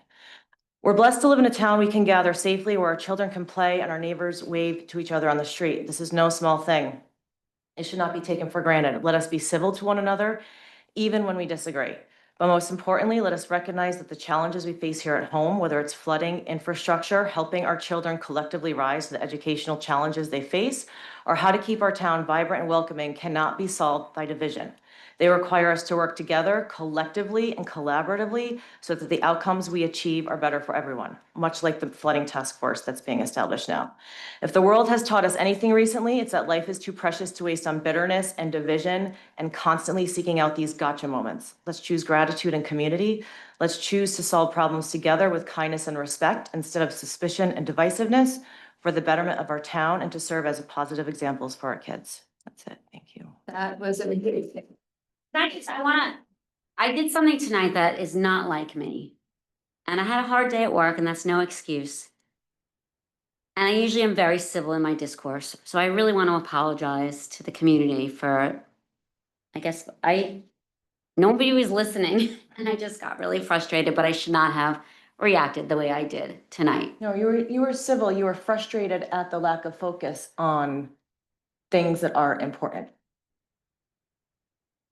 I may be sad, but I would not like it in my classroom if I saw that, so I would have the peacemaker come on over and give a little hug to someone who is frustrated. And so, Margaret, next time I want to do that, just give me a little hug. Aw, Mayor, thank you. But I apologize. I really do. But thank you for understanding where my frustration lied. Hey, Bill, you want to approve the reports? I move that that the township official reports be accepted and approved. I'll second that. Any discussion? Roll call? Mr. Kudo. Yes. Mr. Foster. Yes. Mrs. Illis. Yes. Mr. Machado Yes. and Mrs. Polk. Yes. All right. Motion to adjourn. Aye. Let's have it.